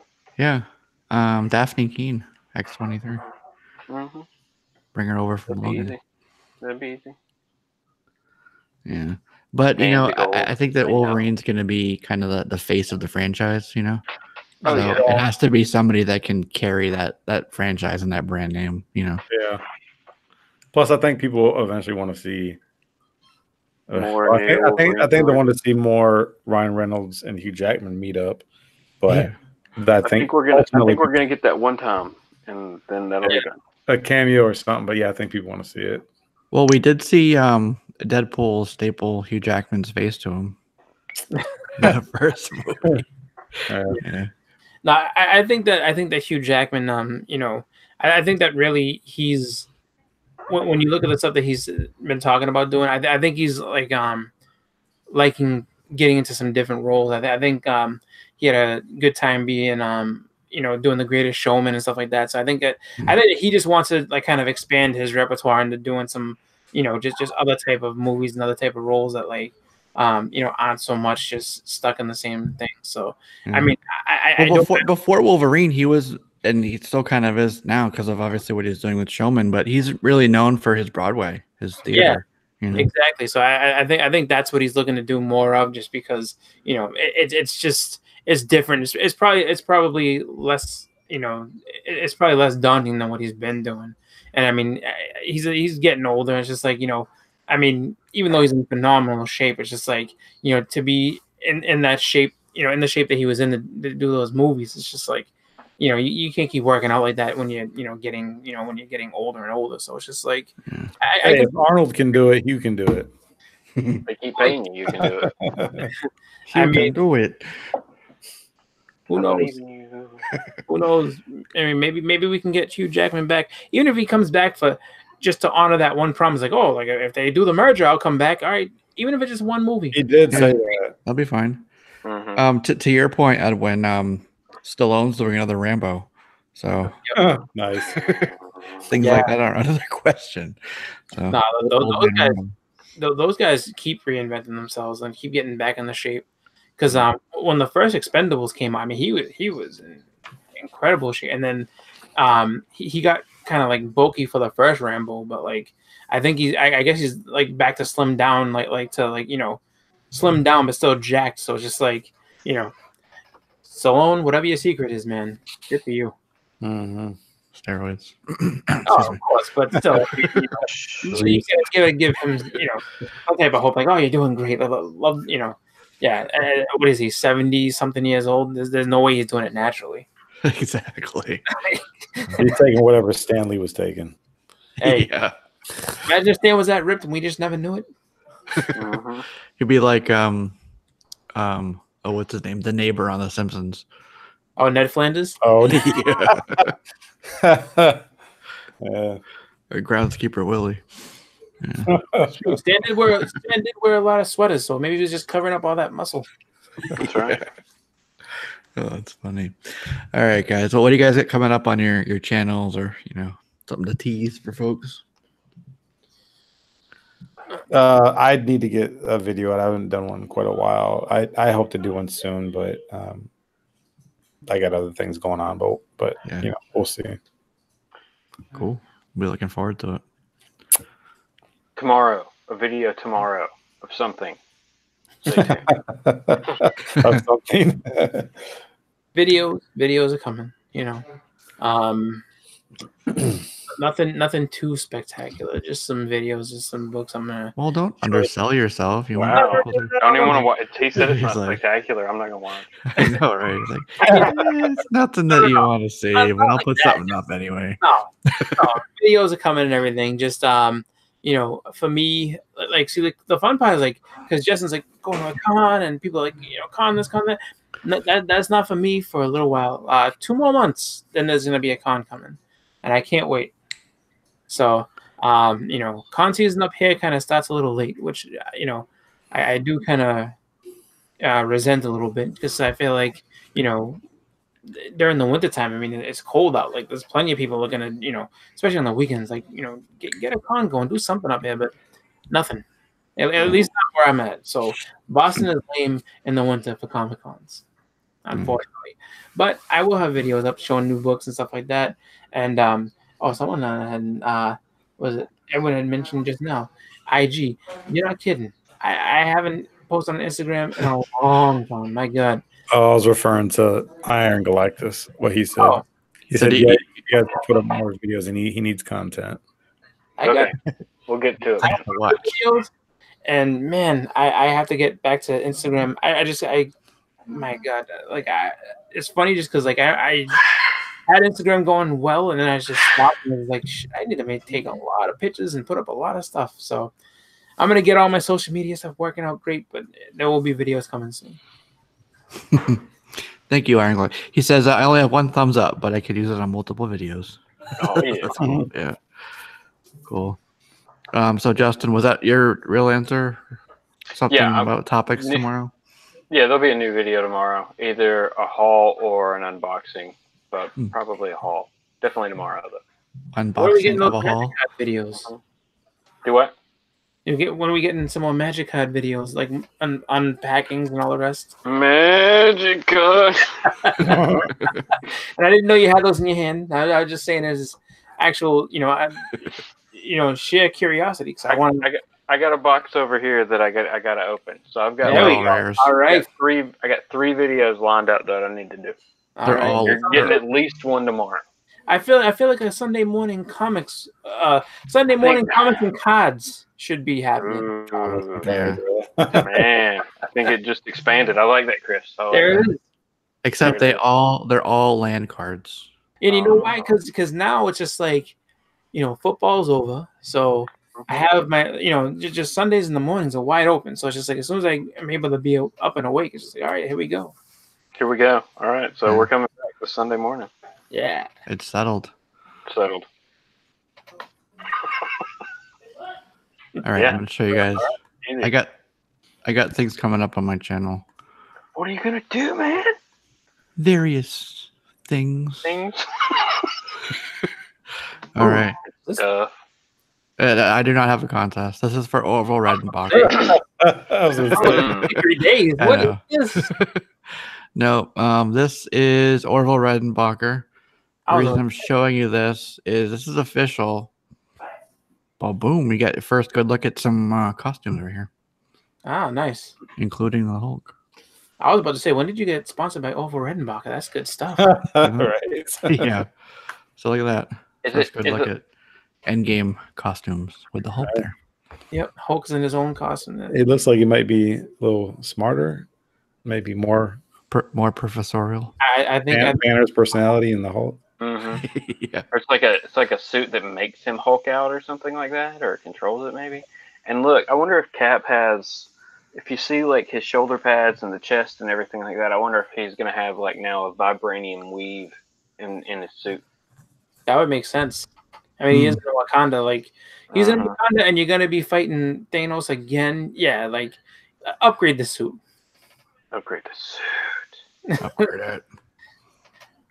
The only one who doesn't get the upgrade is Hawkeye, or aka Ronin, because he wasn't. That's upgrade. Oh no, I'm sure he will get upgraded at some point, but he doesn't get it right away though. Black Widow actually using a black suit. And interesting here, she doesn't have her blonde hair that we see in the teaser. Yeah. She got slick back red hair. Yep. Yeah. Going back to her roots. No pun intended. Pun intended. A little bit of it. All right, guys. Well, that's it for this episode. I have no idea what number it is, but thank you for joining us. Thank you for watching, on demand or streaming us audio on SoundCloud, Stitcher, Podbean, Google Play, of course, iTunes as well. Please leave us a comment. We love, responding to those.